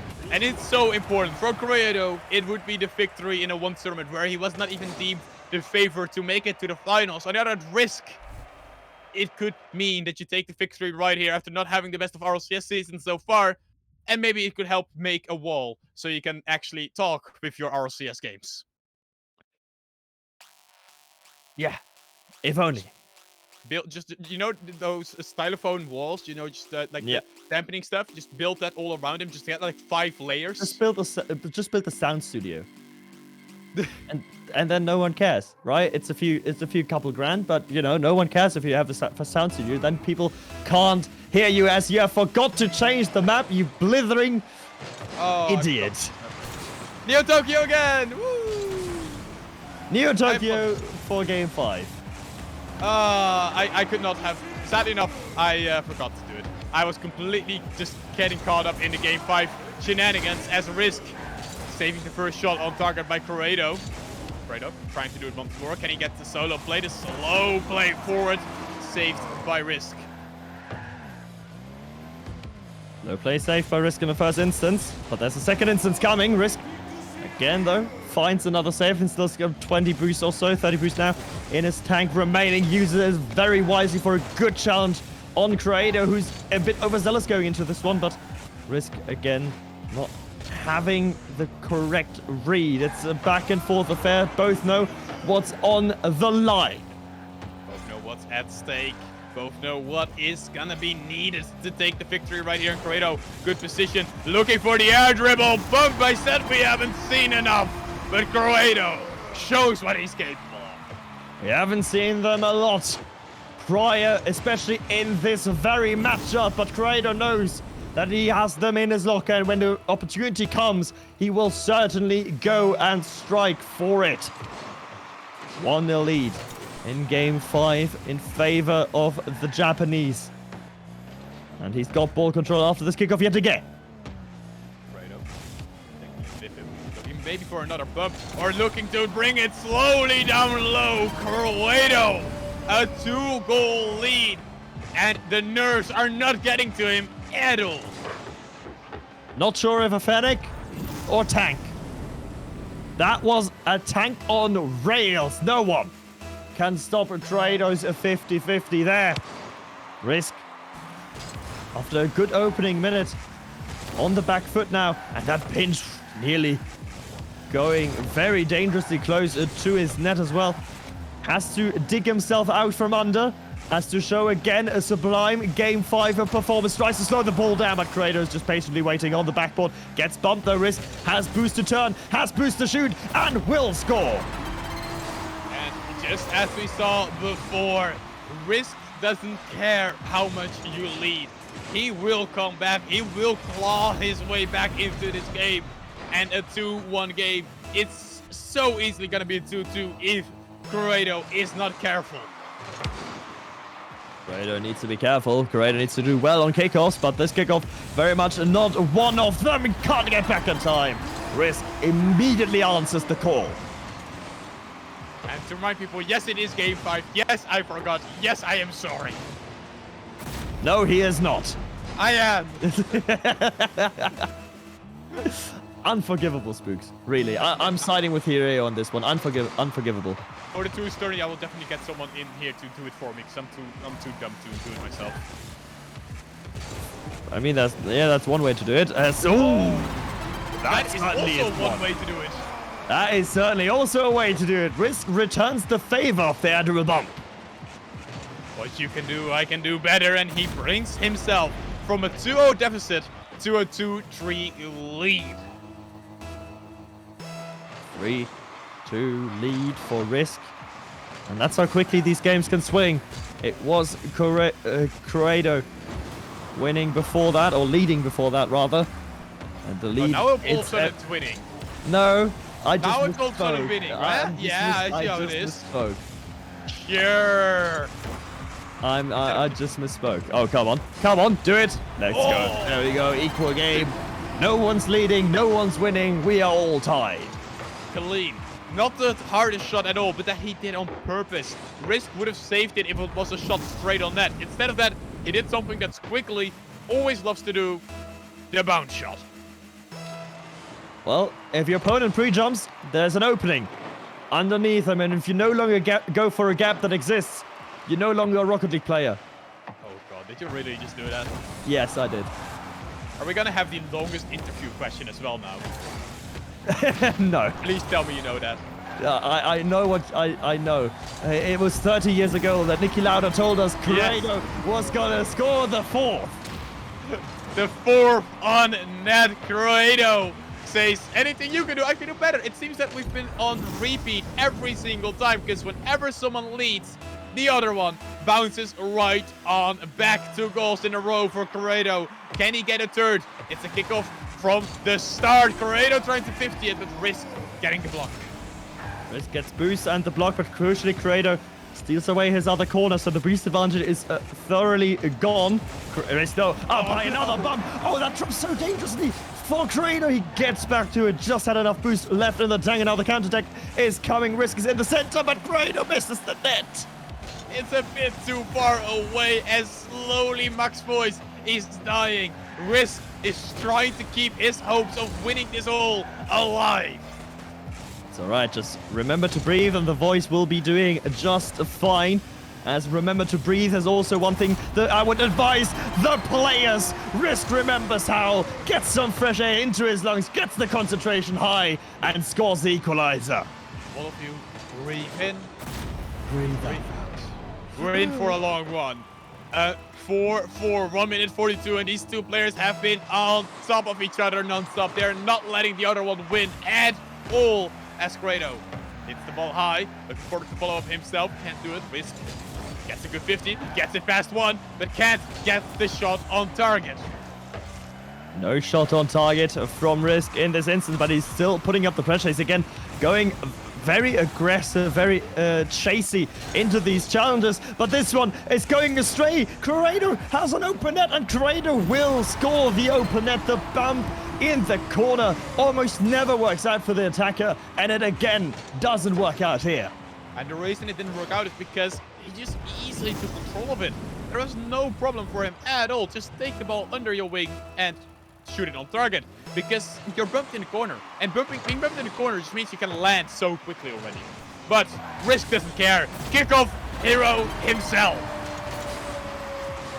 That kickoff is just rude, honestly. These kickoffs that Risk is able to bring the entire day are just a level above. They are very clearly a step above. His kickoff game is absolutely fantastic. And that is one way to certainly stay in this series.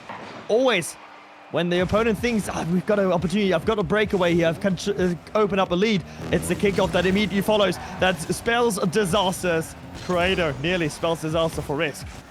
Almost spelled disaster for himself as well. He actually missed the touch as Risk tries to go low, but Corrado read that beautifully.